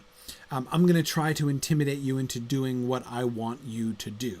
That's what Boromir has just done to Frodo. Frodo then immediately turns and does that same thing to Gollum. And that seems to be a red flag, right?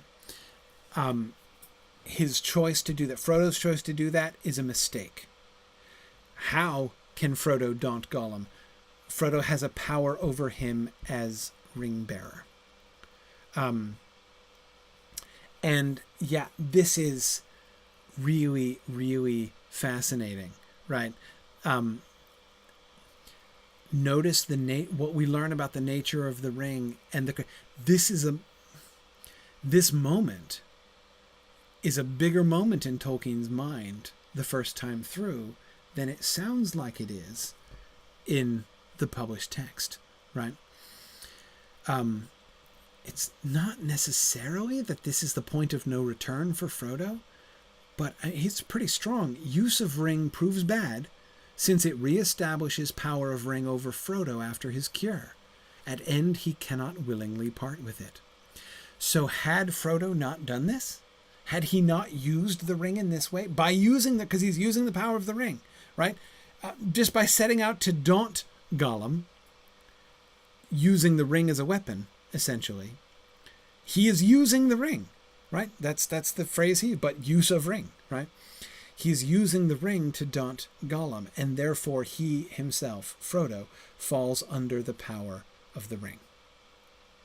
And because he did that, he will not be able to willingly part with it. Frodo fails at the cracks of doom because of this moment, because he used the ring to daunt Gollum. That's really interesting. Very cool. Kate Neville is just saying that she just looked up daunt in the OED, and the Middle English word daunt comes from the Latin for tame, the taming of Smeagol. So that the title of that chapter, The Taming of Smeagol, contains the concept of daunting that we see in this outline. That is awesome, Kate. Oh man, yeah, I hadn't thought of that, but that's really neat. Because you know that Tolkien is thinking of that. You know that Tolkien is thinking of the word daunt when he uses the taming of Smeagol in the chapter title, right? That is so cool. Oh man, that is the coolest thing of the day, Kate. Holy cow. Yeah, now, John, I agree. John says that the idea of the power of the ring reestablishing a hold over Frodo now, only after he uses it to daunt Gollum, suggests the ring itself isn't growing or directly influencing Frodo on a consistent basis, like it will later on come to do.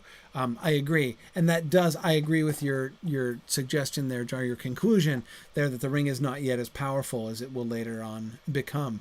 Yes, that sense of the continual influence over him.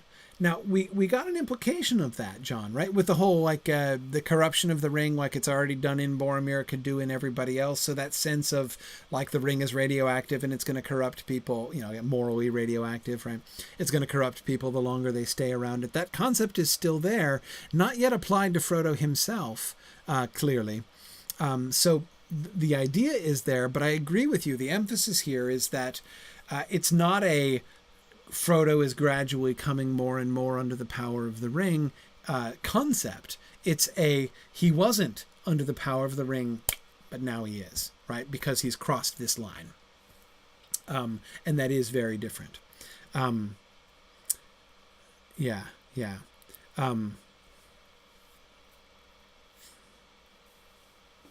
Yeah, Tom says it's interesting that Boromir's example provides Frodo with both his daunting of Gollum and his pity for him, having finally seen what the ring can really do to people. Yeah, that is really interesting. Yes, so he pities Gollum because he sees what the ring did to Boromir, right? And thinking, of course, how much time, how long Gollum spent with that radioactive thing, right? Informs his pity of Gollum. Yeah, I like that. It is really interesting how it does go both ways there, right? Yeah. James Lieback asks, what cure is he talking about? Since it reestablishes power of ring over Frodo after his cure. Great question, James. I wasn't even thinking about that.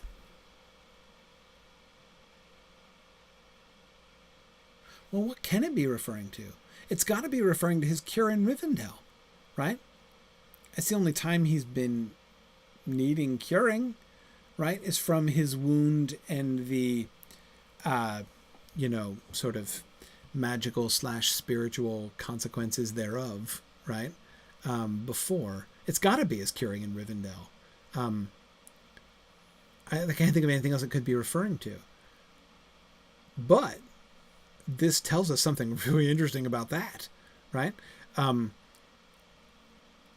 his healing in Rivendell, the power of the ring over him is broken. Didn't see that coming. Didn't see that at the time, right? So Frodo is, because Frodo's already coming under the influence of the ring. We see that in chapter 2 when he can't chuck it in the fire, right? But now Tolkien is suggesting that when Elrond cured him, and yes, that word stays in the... Elrond has cured you, Gandalf says, when Frodo wakes up. It has to be that. Now we learn, and I don't think we had reason to suspect early on, that the power of the ring over Frodo was broken by Elrond at that time. But now he's gone and put his foot in it. Right? Fascinating. Okay.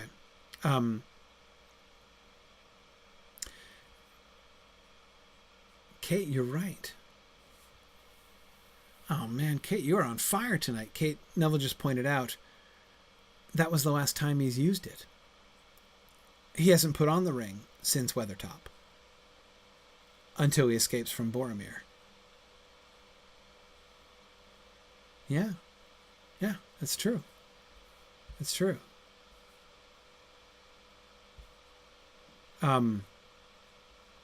Yeah, man, that's awesome. That is this concept of Elrond curing him of the power of the ring over him. That's kind of blowing my mind right now, actually.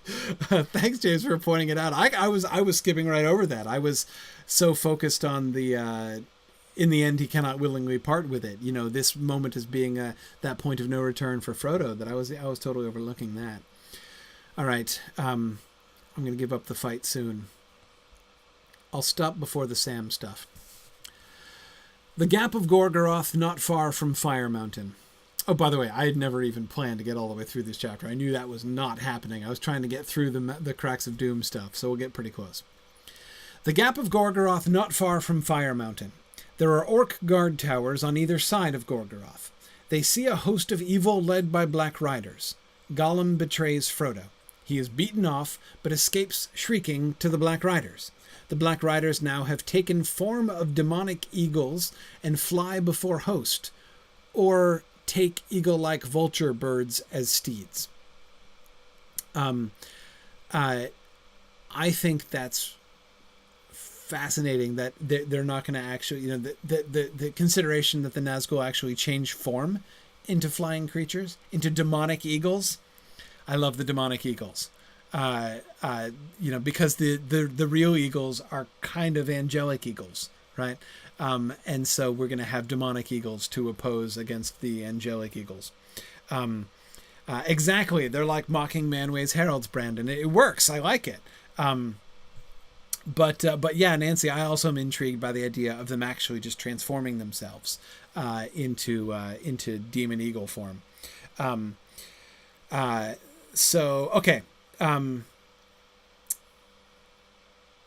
Frodo toils up mountain to find Crack. Rumor of battle had already reached Frodo, Sam, and Gollum. That is why the host of Mordor was riding out. While Frodo is toiling up mountain, he looks back and sees battle gathering. He hears faint sound of horns in the hills. A great dust where the horsemen are coming. Thunder from Barad-dûr and a black storm comes up on an east wind. Frodo wonders what is happening, but has no hope that he himself can be saved. The ringwraiths swoop back. They have heard Gollum's cries. Okay.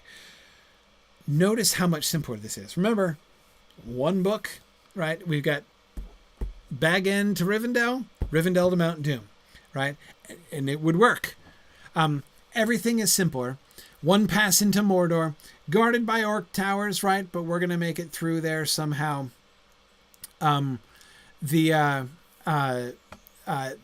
to be a battle, but the battle seems to be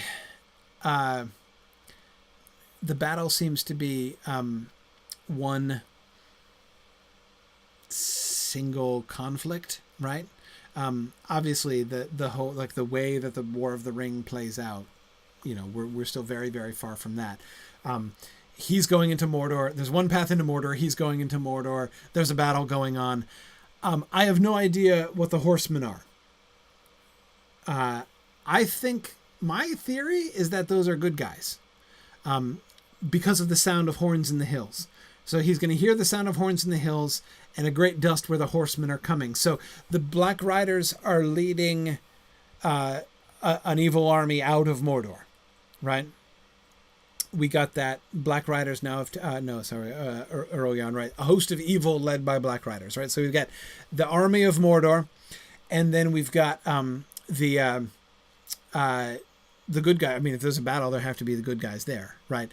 So yeah, the idea that the battle, whatever the battle is exactly, and exactly whoever is fighting in it, is going to have a climactic moment where horsemen come in out of nowhere after you hear horns in the hills. That's already there, right? That kind of vague but mythic concept is already, it's like the one thing we know about the battle is that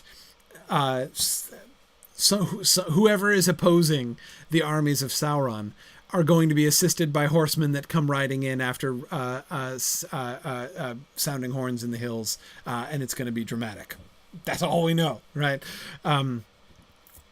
Okay.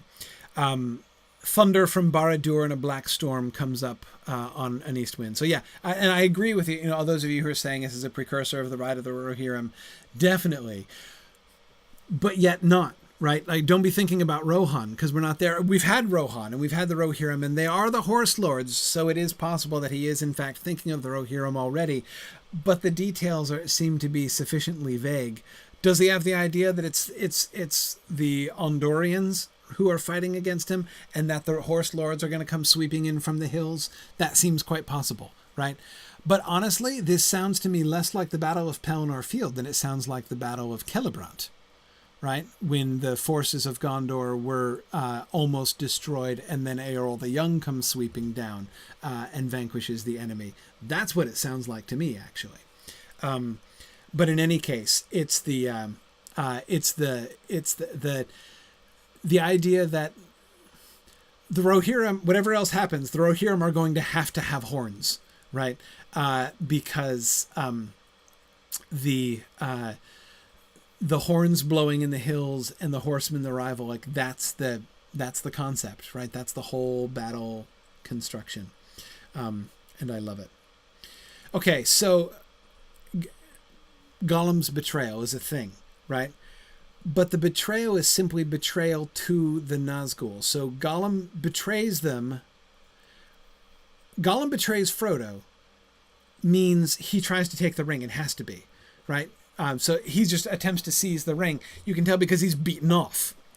So presumably that's what he's physically attacked Frodo and attempted to seize the ring. That's what betrayal means in this context.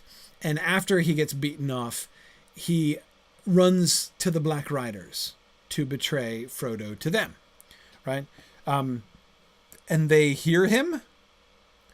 So they turn away from the battle because they've heard Gollum's cries. This is all really vague, and like clearly he's not thinking how the geography is going to work, or like he's thinking conceptually. Remember, he doesn't start with maps. He talks about starting with maps, but he doesn't start with maps. He starts with story concepts, and the concept he has is of Gollum betraying Frodo, and of the Nazgul learning at the last second, disengaging from the battle because they've learned that the ring is, at the last minute, they've learned that the ring is inside Mordor and headed to the cracks of doom.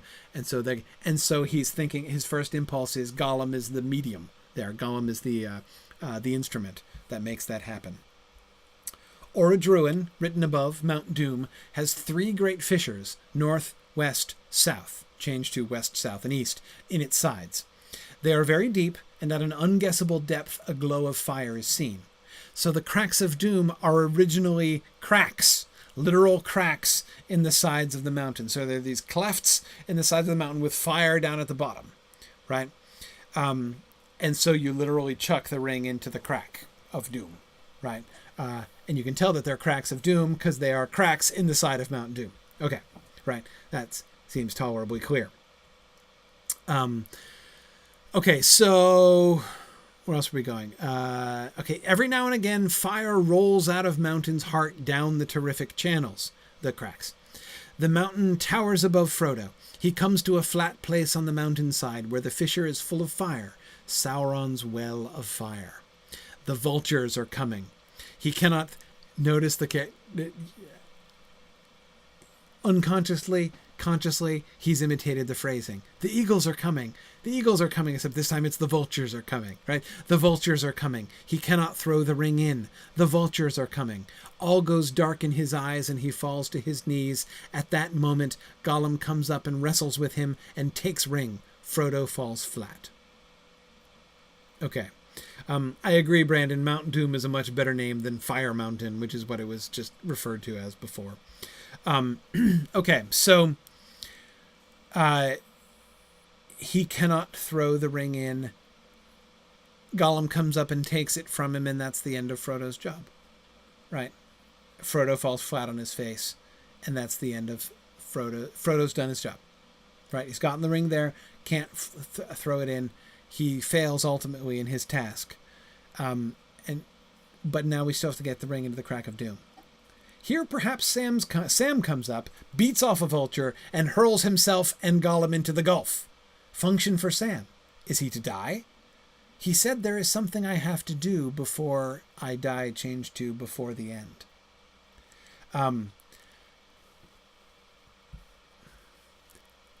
My favorite thing about Tolkien as a writer, this is a pretty big statement, right? My favorite thing about Tolkien as a writer is his own relationship with his story. How we see him, and we see him doing this in his letters. This is one of my favorite examples that I've ever seen of Tolkien doing this, right? When he quotes his own text and he's not inventing, he's interpreting, he's discovering, right? Sam said that. Sam said there's something I have to do before the end, before he left the show. That's already been written. But Tolkien doesn't know what. He doesn't know what that means. Right? And so in this moment, as he's writing this outline, here's Tolkien saying, is that what Sam was talking about? Sam did say there's something I have to do before the end. Maybe this is what it is. Maybe what Sam had to do was die. So Sam sacrifices himself. So Sam is going to beat off a Nazgul, first of all. I mean, come on, right? He's going to beat off a vulture and hurl himself and Gollum into the gulf. So right before, the Nazgul are there, physically there at the crack of doom. And Sam is going to grapple with Gollum, and both of them are going to fall in. So Sam is going to sacrifice himself.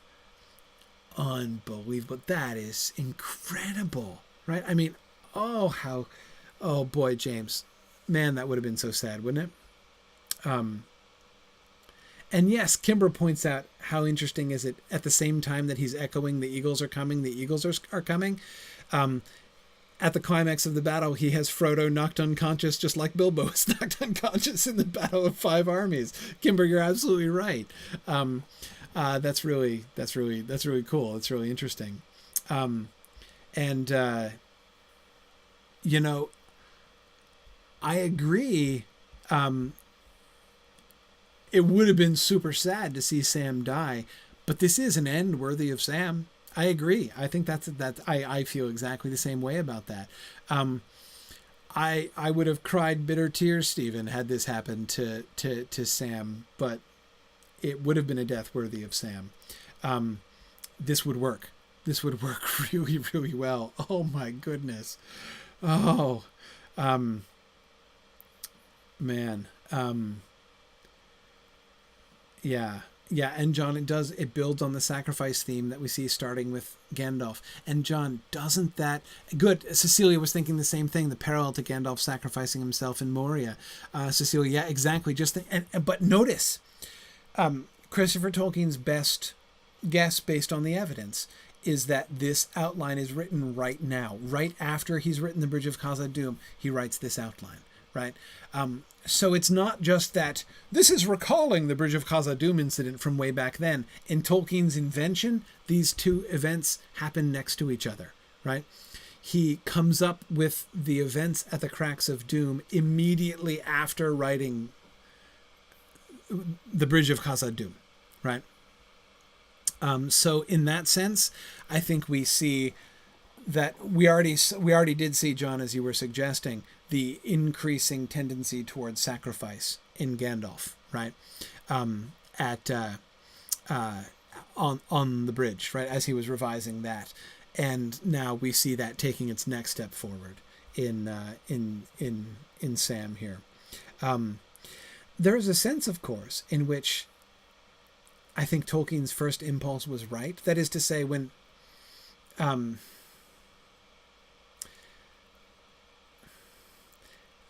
the answer to the question, what was it that Sam felt he had to do before the end, right?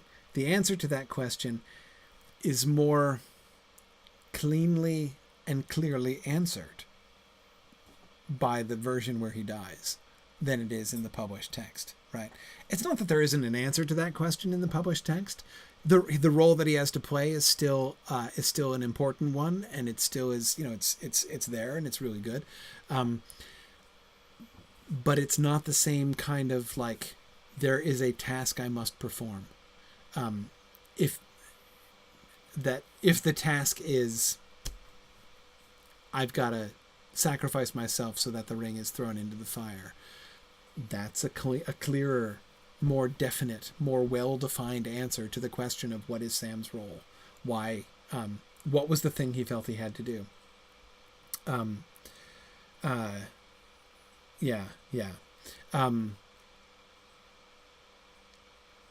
agree, Sarah, that the eucatastrophe of Sam's waking in the field of Cormallen yields better tears. I agree. I'm not saying I wish he died.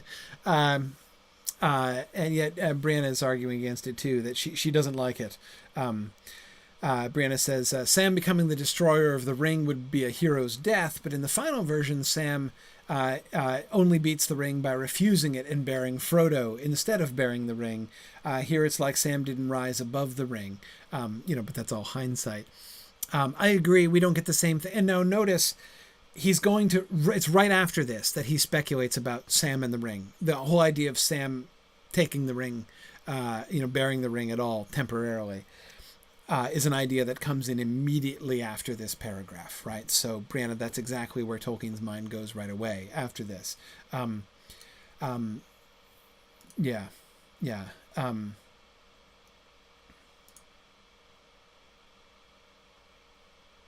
Yeah. And Brian, I agree with you. Brian says that he likes the fact that Frodo's ultimate inability to overcome the ring and destroy it is present from the very beginning. Yes, that's part of the fundamental concept of the ring itself and of Frodo and his quest itself, right? It's not possible for him to do it.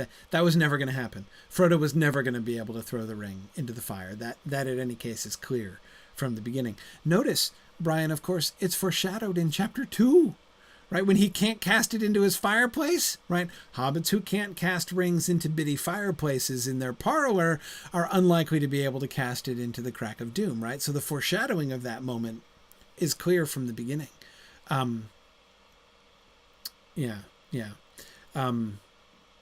Yeah, good. Okay, let's stop there. I had only 2 more. I got to go through all but 2 of my slides. Sam's taking of the ring and what was going on with Sam. That was the next bit. We'll do that. We'll do the rest of the outline and do continue the reading. I do hope to get past this chapter and be less than a full class behind. But I mean, what could I have skipped from there, right? I mean, when I was making, deciding on my slides for this week, I'm like, no, every sentence of this chapter we have to talk about. Holy cow. Anyway, thanks very much, everybody. And don't forget, next week, so we're going to be starting at 10 p.m. I'm gonna change the webinar sessions so that it will remind you that change is made and everything. So I apologize for that as a change in my family schedule. So I'm not going to be quite available just quite as early, but I should be able to be in by 10. So thanks very much, everybody. And I will see you next week, slightly later. And we will continue on with Sam and the Ring Bearer. And, oh, by the way, what's everybody else going to be doing after Frodo leaves them, right? We should probably think about that, too. So thanks very much, everybody. Bye now.